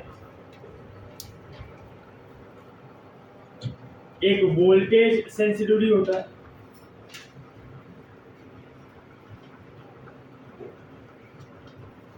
SV, खाली करंट क्या पे आ जाएगा, पोटेंशियल। करंट पोटेंशियल से आता ही ना, V इक्वल आएगा, है ना। तो deflection per unit volt, deflection per unit volt, ये होगा वोल्टेज सेंसिटिविटी। क्लियर है ये। नेक्स्ट इज इसी में कुछ टर्म्स को मैं डिफाइन करूं, समथिंग कॉल्ड एज व्हाट,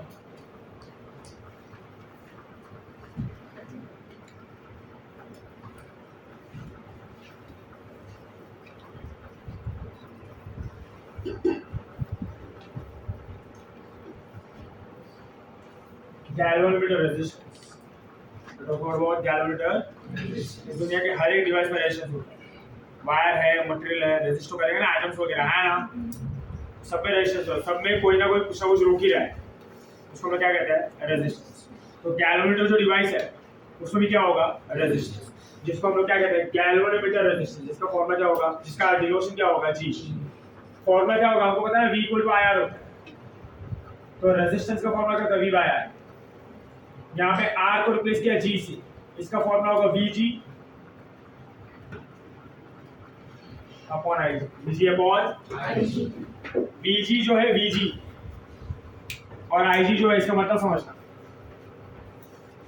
बोला भी यहाँ पे क्या घूम रहा है, पॉइंटर ना, मान लो यहाँ पे करंट है ऐसा 0 1 2 3 ऐसा, तो ये पॉइंटर घूमा, बोलो पॉइंटर इसके आगे आ सकता है क्या, तो ये पॉइंटर का मैक्सिमम डिफ्लेक्शन ना, और मैक्सिमम डिफ्लेक्शन के 3 जो वैल्यू है वो मैक्सिमम करंट, वो क्या है, क्या वो उसके आगे करंट को मेजर कर सकता है, नो। तो जो आपने गैल्वेनोमीटर बनाया है वो जो फुल स्केल डिफ्लेक्शन पे मैक्सिमम करंट मेजर कर सकता है वो होता है IG। वो क्या होता है, तो what is IG, maximum current on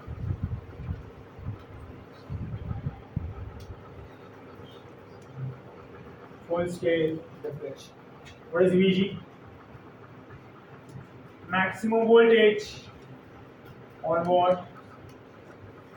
Full scale.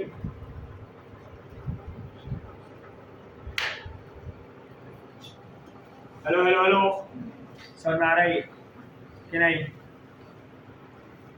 और भी डिटेल में पढ़ेगा, करंट इलेक्ट्रिसिटी में गैल्वेनोमीटर का एप्लीकेशन आता है, galvanometer volt meter and ammeter, समझ जाओगे क्लियर है। चलो आगे, जी का और फॉर्मूला था, बोलो ये क्या है, थीटा अपॉन IG हो सकता है ये, और ये तो थीटा अपॉन VG, तो जब ये रेशियो हो जाएगा ऐसा है अपॉन S, क्या हो जाएगा ऐसा है अपॉन, सही है, इस तरीके से, हेलो समझा, इस तरीके से काम। अभी next term is something called as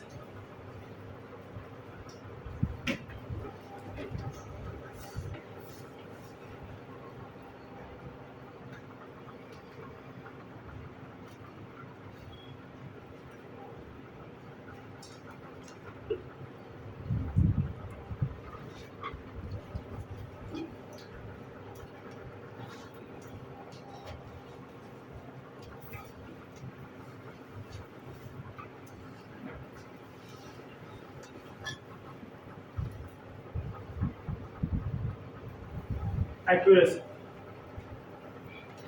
क्या कहेंगे इसको, एक्यूरेसी का मतलब क्या होता है, टू नो व्हाट, बताइए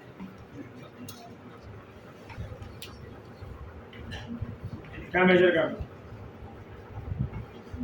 पता होना चाहिए यार, बोलो एरर ना, क्या मेजर करते हो आप, कौन सा error, which type of error है,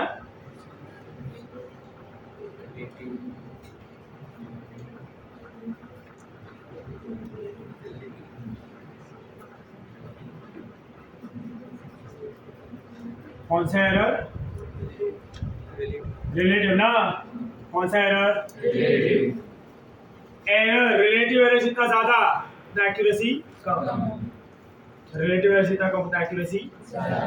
तो आप MCG में अगर एक्यूरेसी कैलकुलेट करोगे तो आप क्या कैलकुलेट करोगे, एरर ना, कि आइडियल जो थियोरेटिकल वैल्यू 1 है बट आपका डिवाइस मेजर कर रहा है 0.97, तो कितने परसेंट का एरर है, 3% ना, कितना 3% है ना, तो वही एरर निकालना है, एरर जितना कम होगा एक्यूरेसी उतना ज्यादा, एरर जितना ज्यादा उतना एक्यूरेसी कम, तो here you are talking about relative error.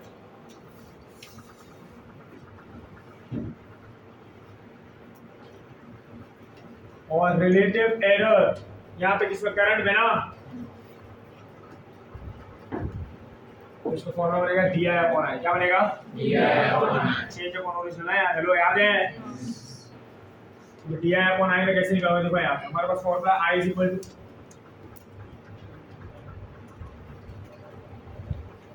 सही है, इसको डिफरेंशिएट किया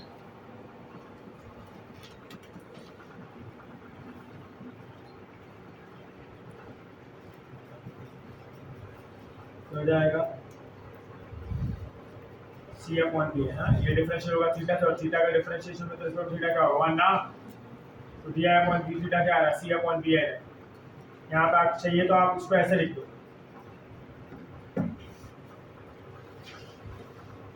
बोलो आई अपॉन थीटा क्या होगा? सी अपॉन बी है। तो ये दोनों का राइट हैंड साइड कैसा है? सेम। आप क्या लिखोगे?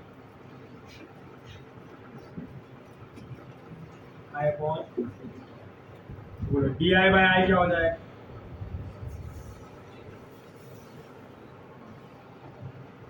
बोले डी आई बाई आई को आप क्या कहते हो? रिलेटिव है ना, तो क्या होगा?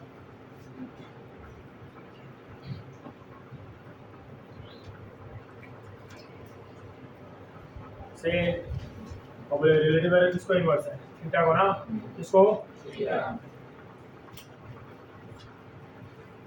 बोले डिफ्लेक्शन ज्यादा तो एरर कम, एरर कम तो एक्यूरेसी ज्यादा, डिफ्लेक्शन कम तो एरर ज्यादा, एरर ज्यादा तो एक्यूरेसी कम।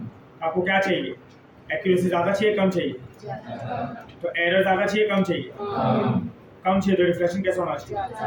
तो छोटे करंट आने में डिफ्लेक्शन कैसा होना चाहिए? ज्यादा। मतलब डिवाइस कैसा होना चाहिए? हाईली सेंसिटिव कि लेस सेंसिटिव? इसलिए गैल्वेनोमीटर से छोटा ही करंट वैसे करते हैं, क्योंकि आपने डिवाइस को कैसा रखा है? Highly sensitive. तो छोटा सा करंट आएगा तो पूरा डिफ्लेक्शन हो जाएगा ना, पूरा डिफ्लेक्शन आएगा तो बड़े करंट आने का कोई स्कोप ही नहीं है। छोटे से करंट पे खत्म हो गया ना यार, पर छोटे से करंट पे हाई डिफ्लेक्शन हुआ तो एरर कम आया, एरर कम आता है एक्यूरेसी ज्यादा। भले ही उससे छोटा करंट मेजर किया पर प्रॉपरली एक्यूरेटली है ना, ये यूज होता है किसका? MCQ. And this is sensitivity and accuracy. So बोले हाईली सेंसिटिव होना चाहिए लेस सेंसिटिव? Highly sensitive. समझ में आ रहा है ये? इसलिए छोटा ही करंट मेजर। तो समझा सब? पहले वहां पे सिर्फ लास्ट में पॉइंट लिख देना कि लीनियर रिलेशन, जो हमने लास्ट हमने लिखा ना पॉइंट, इसके पहले, ये खत्म होने के पहले, लीनियर रिलेशन, लीनियर रिलेशन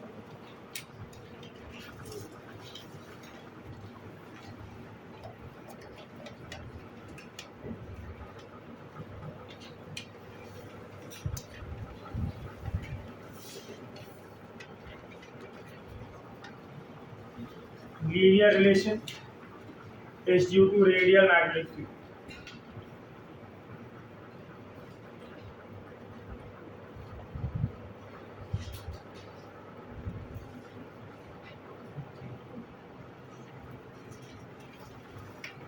सही है? आगे लिख दो फिर, चलो साइड नोट रहा हूं।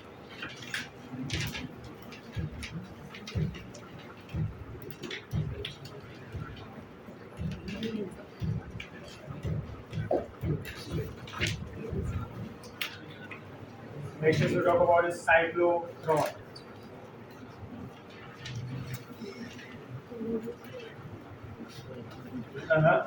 उल्टा। नेक्स्ट है सभी को साइक्लोट्रॉन क्या होगा अंडरस्टैंड करना।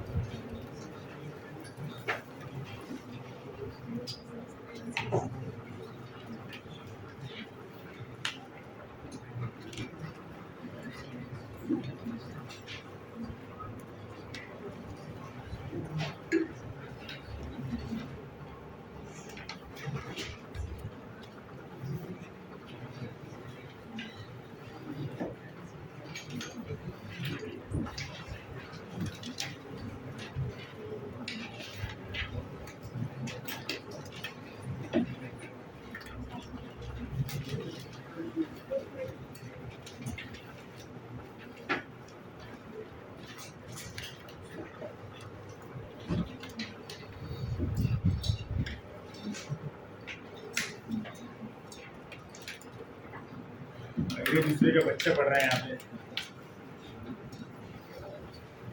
चलो ध्यान देना अभी यहाँ पे साइक्लोट्रॉन का यूज क्या होता है, कौन से प्रिंसिपल पे वर्क करेगा, कैसे होगा, तो ध्यान देना यहाँ पे अभी। Hello, pay attention here.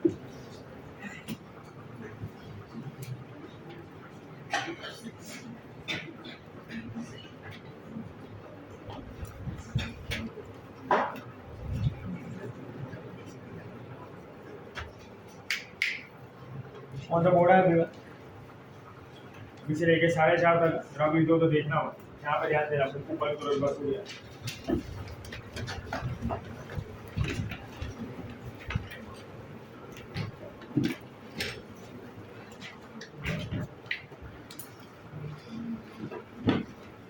So pay attention here. We talk about cyclotron. Everyone on the board.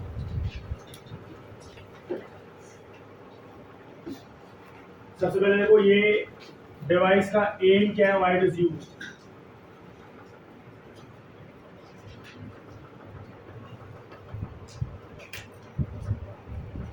It is a device used to provide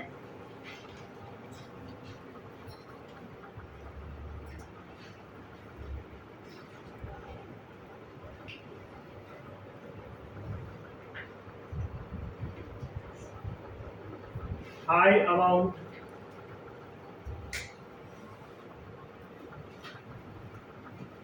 of kinetic energy, high amount of kinetic energy.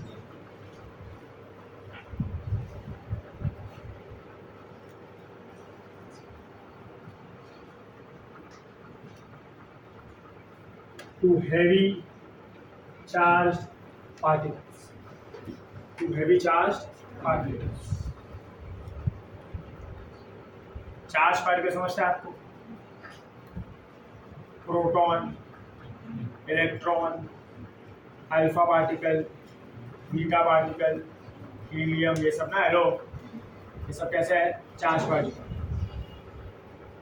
तो वो charge particle को high amount of kinetic energy अगर provide करना है तो हम जो device use करते हैं वो होता है cyclotron. Very vast application. See basically ये जो एप्लीकेशन है ये हाईली एडवांस लेवल पे, it is used to detect an atom, it is used to detect an element. हम जब भी कोई भी नए एलिमेंट के अक्रॉस आता है, या आपके पीरियोडिक टेबल में 118 एलिमेंट है ना, अभी ज़रूरी थोड़ी ना है कि 118 ही है, पहले इससे भी कम थे ना, अब जाके ऐड होते गए। तो ऐसे ऐसे भी continuously come across new element है ना। तो अभी डिटेक्ट करना है कि एलिमेंट कैसा है, उसका प्रॉपर्टी क्या है, उसका एटम कैसे बिहेव करता है, तो उसको किसके थ्रू भेजा जाता है, साइक्लोट्रॉन। कैसे क्या वो सब आपको नहीं समझे। तो एक हाईली एडवांस उसका जो एप्लीकेशन है, it is atom detector, element detector. सबसे बड़ा साइक्लोट्रॉन जो है वर्ल्ड का, it is situated in Switzerland. इसका साइज है 29 किलोमीटर्स एंड उसका नाम जो है it is called as hadron collider. आप देख सकते हो इंटरनेट वगैरह, अभी रिसेंटली हुआ है 3-4-5 साल पहले। तो कोई बहुत बड़ा पुराना एप्लीकेशन नहीं, न्यूली एडवांस, पढ़ सकते हो उसके बाद, ठीक है। पर अभी वो तो काफ़ी हाईली एडवांस होगी। मैं आपको एक इसका बेसिक एप्लीकेशन बताता हूँ जो आपने स्कूल टाइम में सीखा है।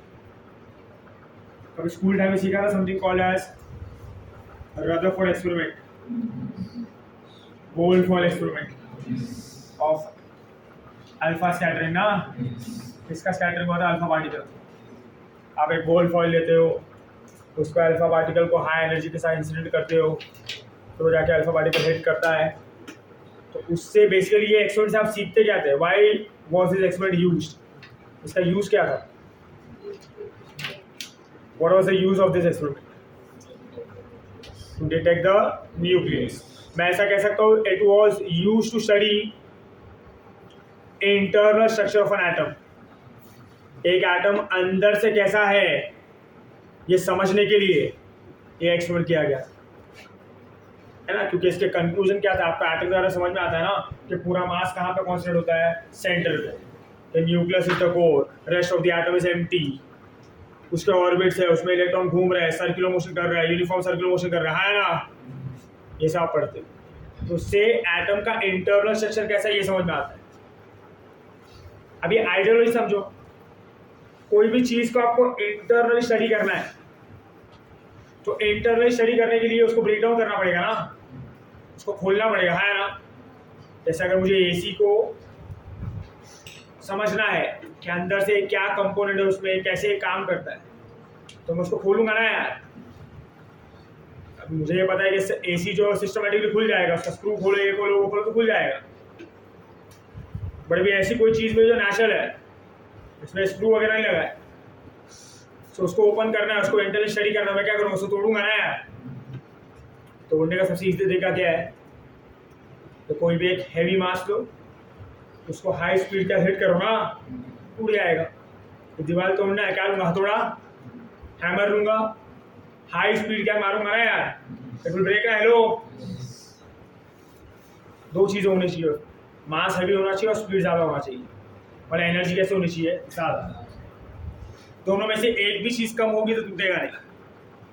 लकड़ी का हथौड़ा लिया, जोर से मार रहा हो दीवार पे, तो खींच खींच के, टूटेगा क्या, हथौड़ा टूट जाएगा, दीवार थोड़ी टूटेगी। ऐसा और रो तो क्या लेना पड़ेगा, मेटल का, आयरन का ना, लोखंड का, है ना।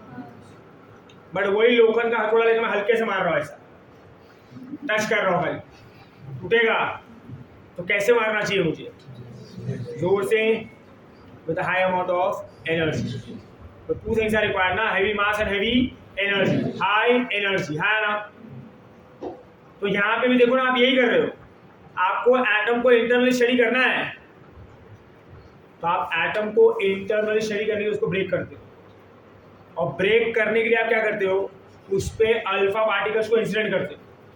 अल्फा पार्टिकल एक हैवी पार्टिकल है, और वो हैवी पार्टिकल जब ट्रैवल करके जाता है और जब अल्फा ये गोल फॉल के एटम से टकराता है, तो बोलो it collides at a low speed के हाई स्पीड। तो हाई स्पीड से एक हैवी चार्ज जा रहा है, एक हैवी मास जा रहा है, मतलब बेसिकली आप क्या करने का ट्राई कर रहे हो, सामने वाले को तोड़ने का ना। तो गोल फॉल को हिट करता है, एटम को तोड़ने की कोशिश करता है, समझता है क्या है इंटरनल, क्लियर है ये। अभी अल्फा पार्टिकल जो नेचुरली हैवी है, उसका मास ज़्यादा है, बट उसके पास नेचुरली वो हाई अमाउंट ऑफ एनर्जी नहीं होगा ना, जिससे वो हाई स्पीड से ट्रैवल कर सके, है ना। वो एनर्जी कौन प्रोवाइड करता है, हम। तो वो अल्फा पार्टिकल को क्या चाहिए ट्रैवल करने के लिए, high amount of kinetic energy हम प्रोवाइड करते हैं। तो कैसे प्रोवाइड करता है, by using what, cyclotron, by using what, cyclotron. तो साइक्लोट्रॉन से वो अल्फा पार्टिकल एमिट होता है at a very high speed, और जाके किससे टकराता है, gold foils, and then you are able to study what atoms का इंटरनल स्ट्रक्चर। समझ में आ रहा है। जैसे बहुत सारे एप्लीकेशन है किसके, साइक्लोट्रॉन। बेसिक क्या है कि it is used to provide high amount of kinetic energy to what, heavy charge particles. चलो क्लियर है ये, समझा सबको कि नहीं, क्लियर है ये। ऐसे काम करता है, ऐसे काम करता है, ऐसे। अभी हम नेक्स्ट हमको जानना है इसका वर्किंग क्या है, मतलब इसका प्रिंसिपल क्या है, कौन सा प्रिंसिपल में काम करता है, कैसे करता है ये सब। तो प्रिंसिपल वही है जो हमारा इनिशियल कॉन्सेप्ट है।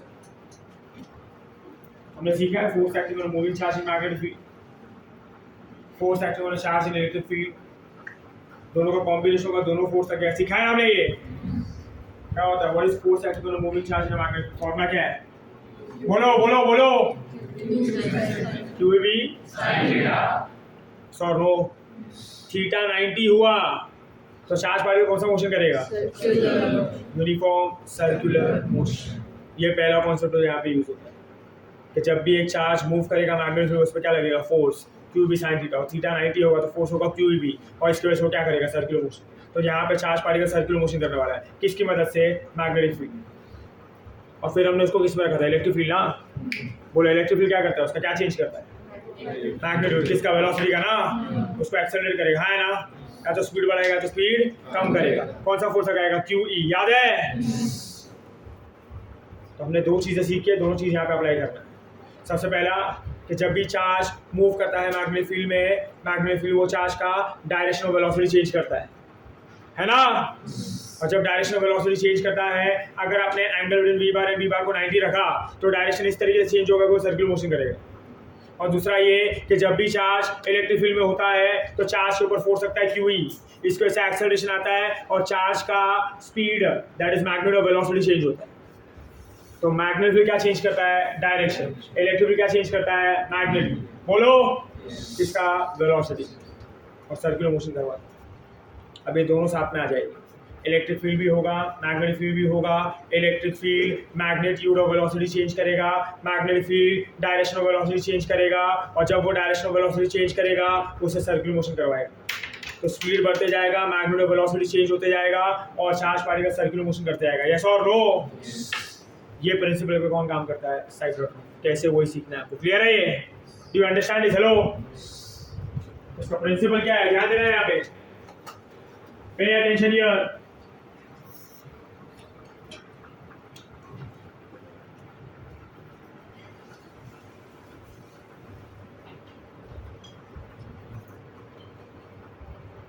When charge particle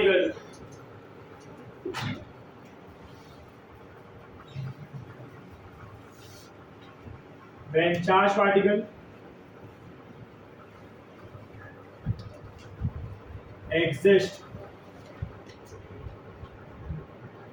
in magnetic field, सीधा सीधा लिखना चलो।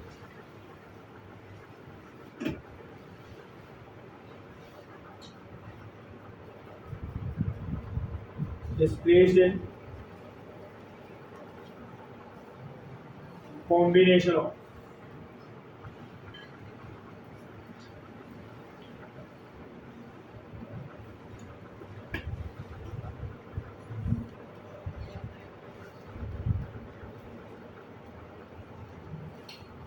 a magnetic field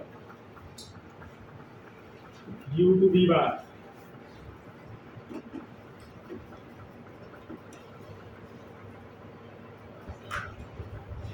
change in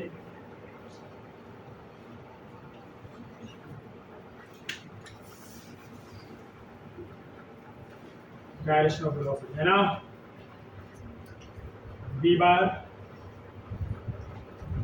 वो कौन सा मोशन करता है? Uniform circular.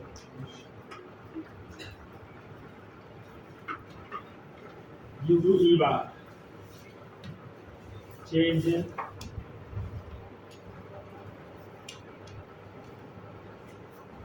magnitude of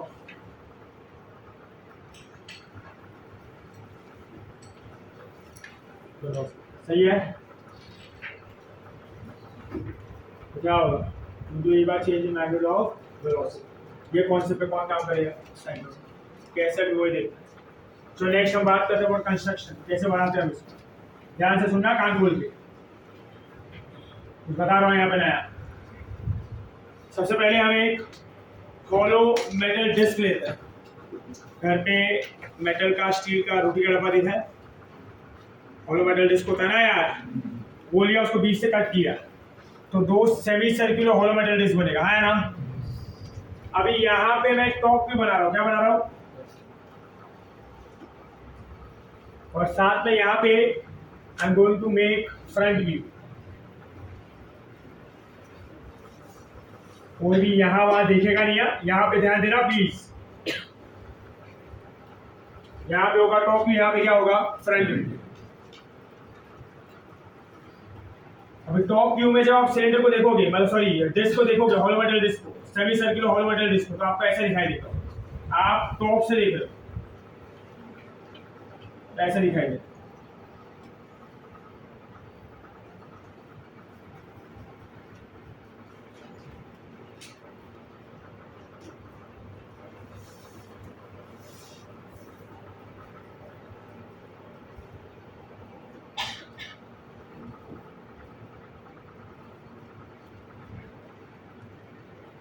समझ आ रहा है?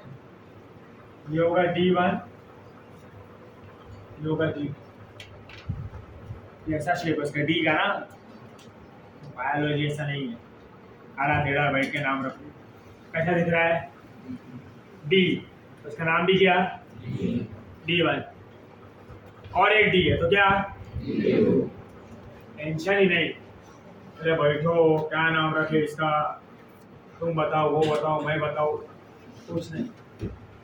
क्या है ये? Semi circular hollow metal disc. ऐसा हॉलो होगा, फ्रंट से देखो ऐसा दिखाई देगा, राइट ऐसे।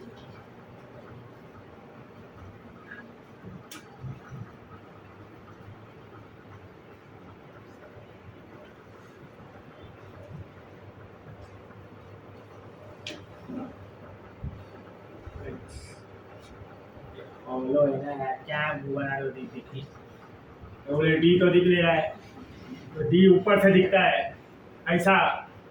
ये क्या है? फ्रंट। तो डी लेट गया है अभी ऐसा।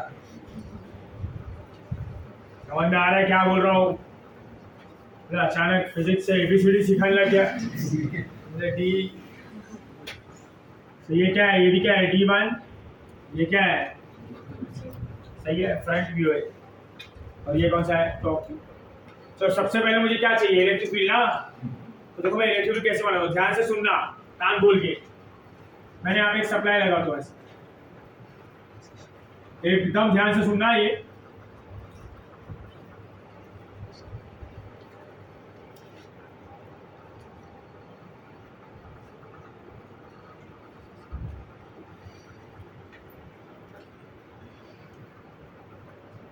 सभी ये होगा एसी वोल्टेज सोर्स। कैसा सोर्स होगा ये? यहाँ पे ना एसी आ गया, सुनो, ऐसे सुना नहीं है तुमने कभी। एसी मतलब alternating voltage source, alternating current source. अब ये कैसे काम करता है थोड़ा सा इंफॉर्मेशन दे रहा हूँ, डिटेल आप एसी चैप्टर पढ़ोगे, alternating current. Just listen to me carefully, very carefully. अभी एसी का दो बेसिक प्रॉपर्टी होता है। सबसे पहले ये कि ये ऑल्टरनेटिंग वोल्टेज सोर्स है, इसका मतलब ये ऑल्टरनेटिंग, इसका मतलब ये होता है कि इसमें जो भी वैल्यू होगा ना करंट का, वोल्टेज का, वो टाइम के साथ कंटिन्यूसली बदलते रहेगा, वो कांस्टेंट नहीं हो सकता, वो हमेशा बदलते रहेगा। क्लियर है ये? और अगर इसका रेप्लिका यहाँ पे बनाऊं मैं ऐसा, ये लोड है हमारा,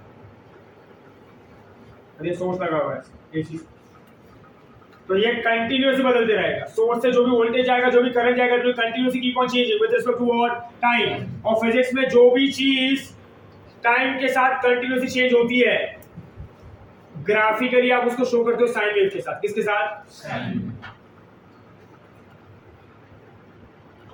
ऐसा। यहाँ पे करंट हो, वोल्टेज हो विद रिस्पेक्ट टू और टाइम। करंट बढ़ रहा है, कम हो रहा है, करंट बढ़ रहा है, कम हो रहा है, करंट बढ़ रहा है, कम हो रहा है, कंटिन्यूसली हो रहा है ना। तो ये क्या है? AC source. AC ordinary current और वोल्टेज सोर्स है ना, बढ़ रहा है 1 2 3 4 5 5 4 3 2 1 0 1 2 3 4 5 5 4 3 2 1 0। सर यहाँ पे तो दो अलग अलग दिख रहा है। एक ये जो साइकिल होता है पॉजिटिव होता है, और ये जो साइकिल होता है नेगेटिव होता है, फिर से पॉजिटिव, फिर से नेगेटिव, फिर से पॉजिटिव, फिर से नेगेटिव। ये क्या है? Positive negative. AC alternating current, alternating source is always bidirectional। कितना डायरेक्शन होता है? और दोनों डायरेक्शन एक दूसरे को ऑपोजिट होता है। पॉजिटिव साइकिल एक डायरेक्शन को रिप्रेजेंट करता है, नेगेटिव साइकिल दूसरे डायरेक्शन को रिप्रेजेंट करता है। पॉजिटिव नेगेटिव दिख रहा है उल्टा है, मतलब क्या बता रहे हैं कि दोनों डायरेक्शन में कैसे होता है? उल्टा। इतने टाइम के लिए एक डायरेक्शन चलेगा, फिर इतने टाइम के लिए दूसरा डायरेक्शन चलेगा। हाँ यार, देखो ऐसा, पहले ऐसा चला इतने टाइम के लिए पॉजिटिव, कैसा? Anti clockwise. समझ रहा आ रहा है? क्लॉकवाइज। ये कैसा है? क्लॉकवाइज। ऐसा। फिर कैसे चला? ऐसा, ये टाइम के लिए, फिर वापस ऐसा, फिर वापस ऐसा, फिर वापस ऐसा, फिर वापस ऐसा, फिर वापस ऐसा, फिर वापस ऐसा, है ना। तो एसी के दो बेसिक इंपॉर्टेंट प्रॉपर्टीज क्या होता है? फर्स्ट, कि it is variable, continuously variable, है ना। एंड सेकंड, उसका कितना डायरेक्शन होता है? दो, क्लॉकवाइज एंटी क्लॉकवाइज, दोनों एक दूसरे को कैसा होगा? ऑपोजिट। एक को रिप्रेजेंट करेगा पॉजिटिव साइकिल, दूसरे को नेगेटिव साइकिल। क्लियर है ये? अब देखो यहाँ पे इसकी वजह से क्या होता है, आप कोई भी मेटल बॉडी पे, कोई भी मेटल ऑब्जेक्ट पे जब एक सोर्स को कनेक्ट करते हो वोल्टेज के करंट के, तो वो मेटल बॉडी जो चार्ज होता है, क्या होता है? चार्ज। अभी ये सोर्स की वजह से एक बॉडी पे आ जाएगा पॉजिटिव चार्ज, कौन सा चार्ज? Positive. और दूसरे पे आ जाएगा नेगेटिव चार्ज, कौन सा चार्ज? Negative. पॉजिटिव चार्ज मतलब बन जाएगा हायर पोटेंशियल, क्या बन जाएगा? Higher potential. नेगेटिव चार्ज मतलब बन जाएगा क्या? Lower potential. टेक्निकली मत जाओ सर, कैसे पॉजिटिव कैसे नेगेटिव क्या हो रहा है, ये सब स्टडी है in the next chapter sir. थोड़ा सा आउट ऑफ द ब्लू है, खाली सुनो ध्यान से। एक डिस्क पे कौन सा चार्ज आएगा? पॉजिटिव, दूसरे पे Negative. ऐसा और नो, तो पॉजिटिव हो कौन सा पोटेंशियल? हायर, नेगेटिव हो Lower. समझा क्या? और अब देखो ये कैसे चलेगा। मान लो ये वाला साइकिल है, सप्लाई ऑन करने पे ये वाला वोल्टेज फ्लो हो रहा है ना, हेलो, ये पहला साइकिल। तो उसने D1 को पॉजिटिव बनाया, क्या बनाया? Positive. और D2 को बनाया नेगेटिव, क्या बनाया? Negative. यहाँ तक चलेगा। फिर कौन सा साइकिल स्टार्ट होगा? नेगेटिव ना, मतलब सोर्स उल्टा हो गया ना यार, हेलो। तो D1 अभी पॉजिटिव होगा नेगेटिव, Negative. और D2 Positive. समझा? फिर वापस पॉजिटिव साइकिल, तो D1 Positive. D2 Negative. चलता रहेगा। सही है? मान लो पहला साइकिल आया, तो मैं सिर्फ लिख रहा हूँ यहाँ पे D1 पॉजिटिव है,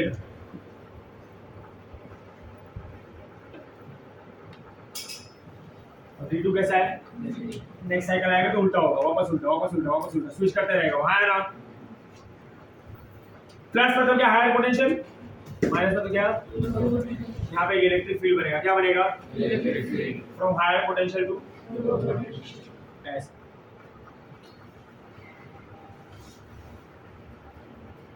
ये होगा ई बार, क्या होगा ये?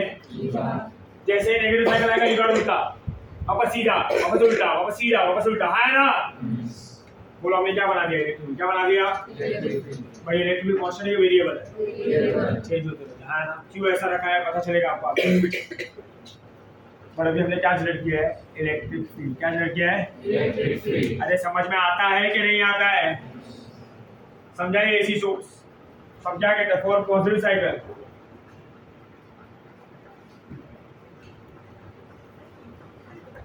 D1 कैसा है?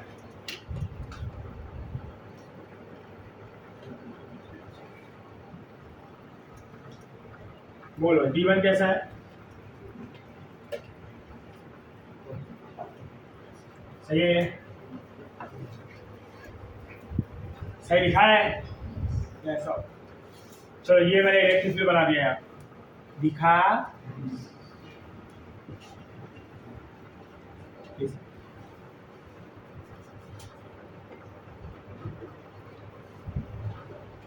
सुना रही वही है, तो नया क्या बनाया इधर? बोले क्या बन गया? इलेक्ट्रिक फील्ड ना। अभी हमको कौन सा फील्ड चाहिए? दूसरा कौन सा फील्ड है? Magnetic. तो यहाँ पे मैंने एक मैग्नेट दिया, इलेक्ट्रोमैग्नेट।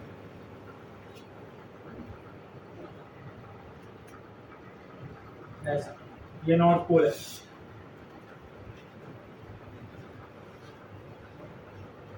और यहाँ पे साउथ पोल। सही है? नॉर्थ पोल से साउथ पोल क्या बनेगा? मैग्नेट, क्या बनेगा? Magnetic. क्या पास होगा? लाइन्स ऑफ फोर्स, क्या पास होगा? Lines of force. From north pole to South pole. ऐसा, इसके थ्रू ऐसा।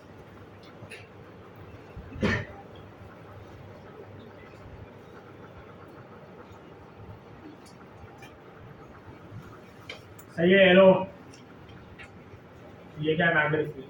Fine fine fine, lines of force pass हुआ है। अगर आप इसको टॉप से लेते हो तो लाइन्स ऑफ फोर्स इसके थ्रू जा रहा है ना, मतलब इसके अंदर जाएगा ऐसा। सही है? आपको मैग्नेट ऐसा दिखाई दे।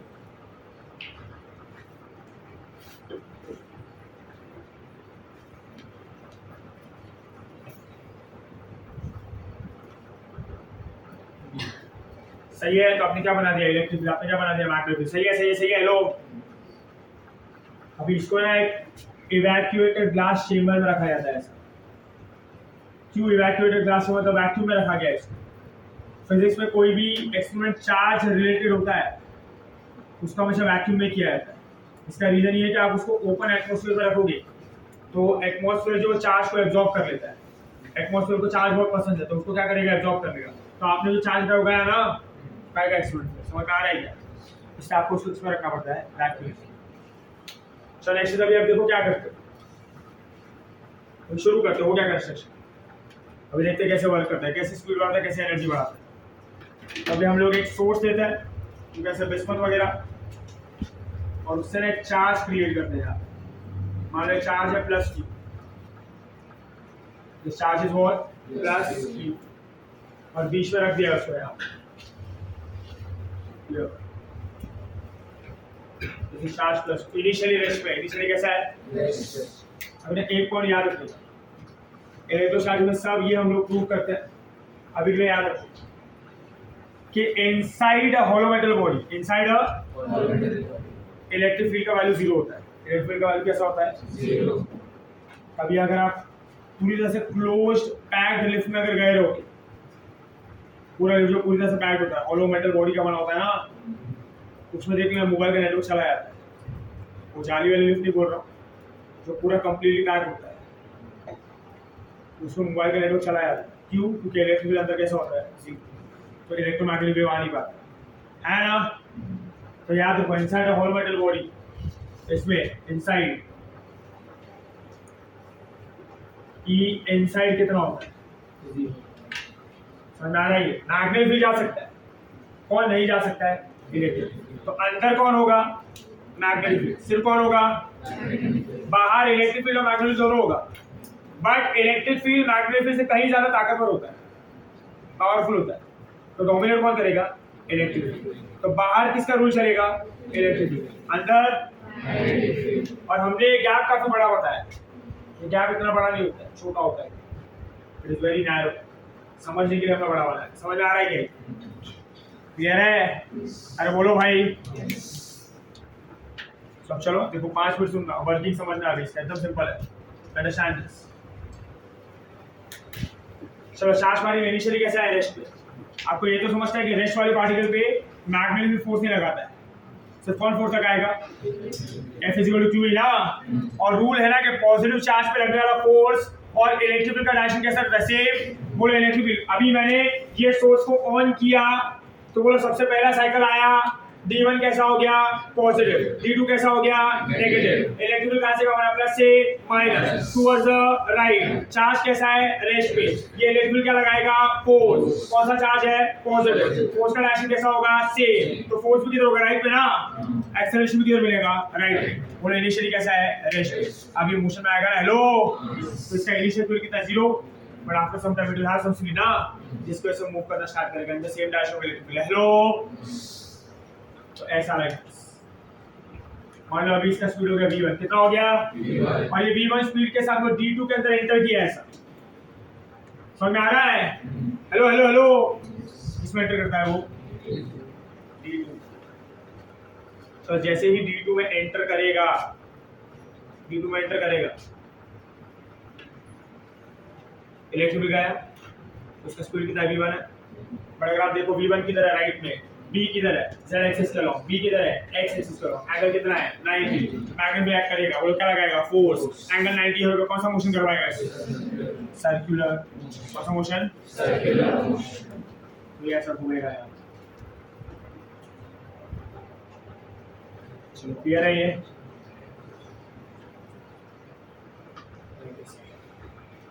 यार क्या किया ऐसा, सर्कुलर। अभी देखो सबसे इम्पोर्टेंट पॉइंट है साइक्लोट्रॉन, सुनना ध्यान से। बोले घूम के पार्टिकल बाहर आएगा, कितने स्पीड से बाहर आया, ये तो स्पीड चेंज करने से रहा ना यार, कितने स्पीड से बाहर आया, v1, कितने स्पीड से, v1। अभी अगर इलेक्ट्रिक फील्ड ये डायरेक्शन में, चार्ज पार्टिकल घूम के ऐसा आ गया v1, तो बोलो इलेक्ट्रिक फील्ड का और चार्ज का डायरेक्शन कैसा, ऑपोजिट है। बट अभी भी वो पॉजिटिव चार्ज है, अभी भी जब वो फोर्स लगाएगा तो सेम डायरेक्शन लगाएगा, in the direction of electric field ना। तब अगर चार्ज पार्टिकल ऐसा जा रहा है, इलेक्ट्रिक फील्ड वहां पे है, पॉजिटिव चार्ज, तो फोर्स वो डायरेक्शन में लगेगा। तो बोले अब वो क्या करेगा, उसको एक्सेलरेशन देगा, रिटार्डेशन देगा, जिसमें से स्पीड बढ़ेगा, कम होगा। प्रॉब्लम है ना ये, तो आपको एनर्जी बढ़ाना था, कम करना था, तो प्रॉब्लम हो गया।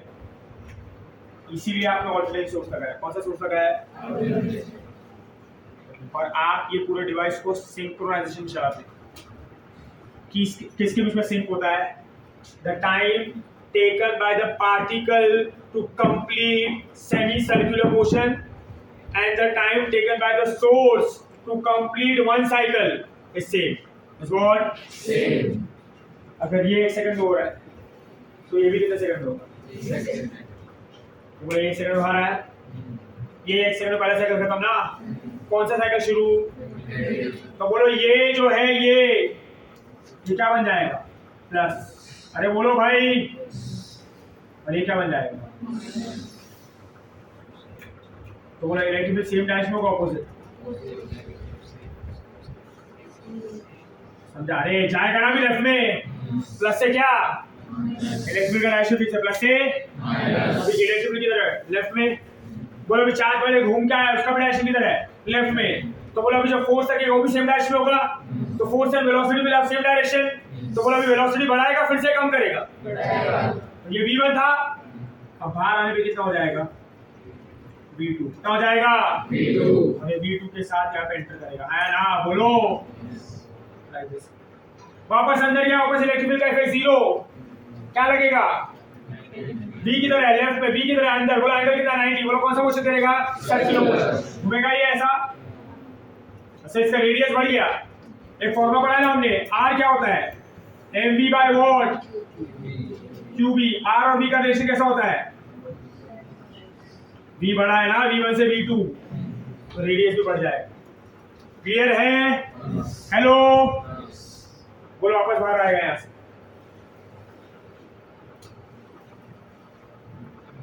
बाहर आया, जिस टाइम को बाहर आएगा फिर से क्या होगा? साइकिल, कौन सा साइकिल स्टार्ट होगा? ये फिर से क्या हो जाएगा? प्लस। ये फिर से क्या हो जाएगा? माइनस। अभी इलेक्ट्रिक वापस किधर? राइट।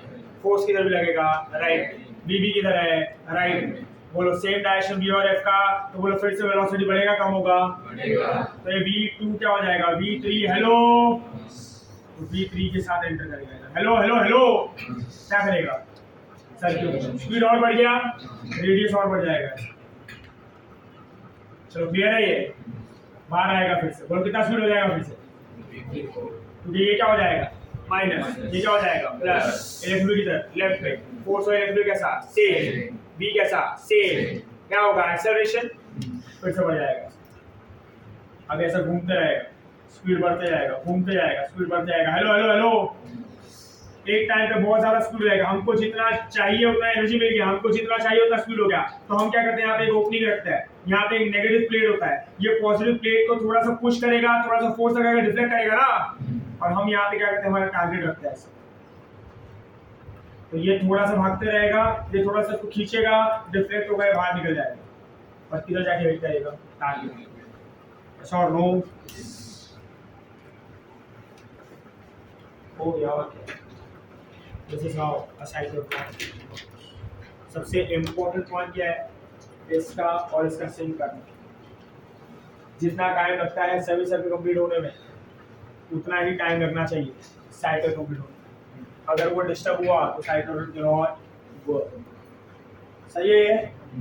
हेलो, इस तरीके से कौन काम करता है? साइकिल। क्लियर है? हेलो, नो डाउट आना चाहिए यहाँ पे।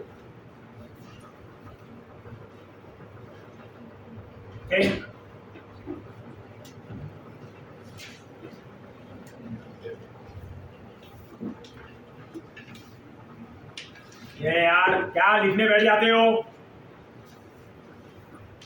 क्या डाउट आना चाहिए?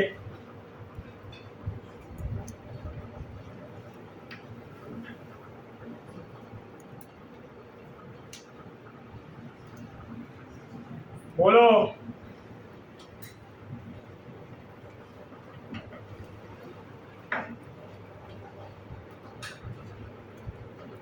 बोलो बोलो बोलो। टाइम ना, जब पहले सेमी सर्कल छोटा है फिर सेमी सर्कल बड़ा हो गया तो टाइम सेम होगा कि सेम नहीं होना चाहिए? सेम होगा। क्यों? Time period. Very good. हमने एक फॉर्मूला सीखा है ना।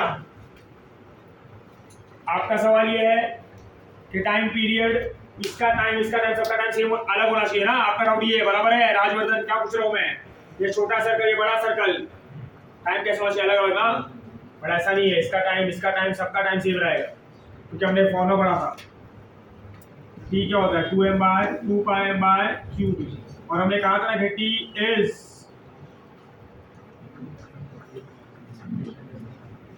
Independent of Rn। कितना भी रेडियस बढ़े, कितना भी v बढ़े, कोई फर्क नहीं पड़ता। टाइम पीरियड कैसा रहेगा, छोटा सर्कल हो बड़ा सर्कल हो, टाइम कैसा सेम। तो इसको भी 1 सेकंड, इसको भी 1 ही सेकंड, है ना? कैसे चलेगा सिंक? तो इसमें पहले ही बोला है भाई, जितना भी जो भी लिखा है हमने नोटबुक में, सिर्फ टाइम पास नहीं चल रहा है, you have to remember everything is a question. समझ में आ रहा है ये? सो इंडिपेंडेंट ऑफ Rn भी, कितना भी छोटा सर्कल हो, कितना भी बड़ा सर्कल हो, टाइम कैसा लगने वाला है, सेम। क्लियर है ये? ये कैसे चलेगा सिंक? This is how a cyclotron works. Hello, समझाइए? चलो इसका लिमिटेशन बताना चाहूँगा।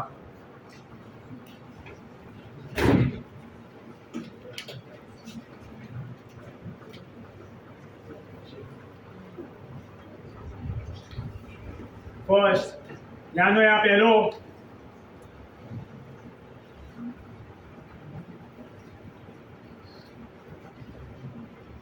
not applicable for neutron। अरे it is a neutral particle ना, क्या चाहिए हमको, चार्ज।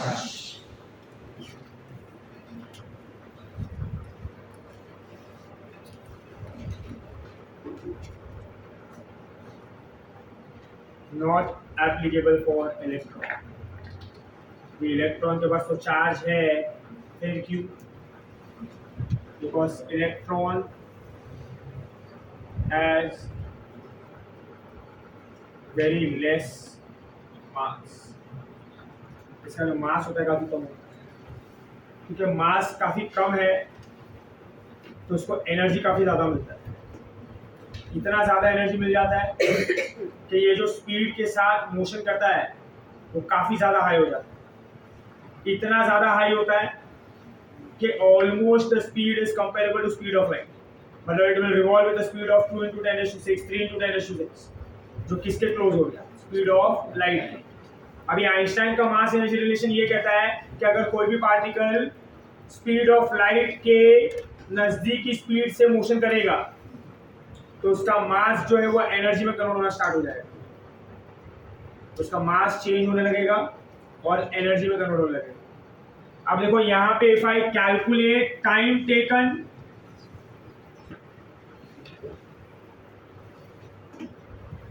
टू कंप्लीट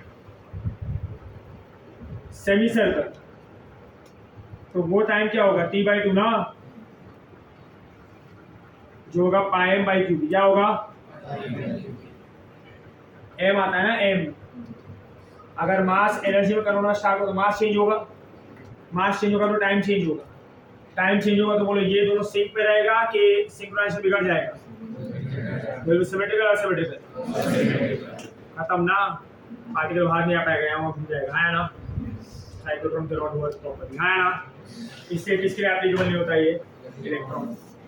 अरे बोलो भाई, इसलिए न्यूट्रॉन इलेक्ट्रॉन के लिए एप्लीकेबल है, applicable heavy charge particle, proton, alpha particle, ये सब के लिए, है ना? क्लियर है? ये तो बढ़ जाता है। And this is time taken to complete semi circle, this time taken to complete whole circle. और बाकी सब फॉर्मूला तुमने डिराइव किए हैं, फ्रीक्वेंसी का, काइनेटिक एनर्जी का, ओमेगा का, है ना? वो सब सेम फॉर्मूला यहाँ पे एप्लीकेबल। क्लियर है? Hello, so this is how a cyclotron works, this is cyclotron. So clear है? इसके बाद ये left with only one thing, that is ampere circuit law. That's of the chapter is that. और थोड़ा बहुत MCQs बाकी है, ठीक है? एक आधा लेक्चर जाएगा complete that after that we start new chapter, ठीक है? चलो बाय बाय।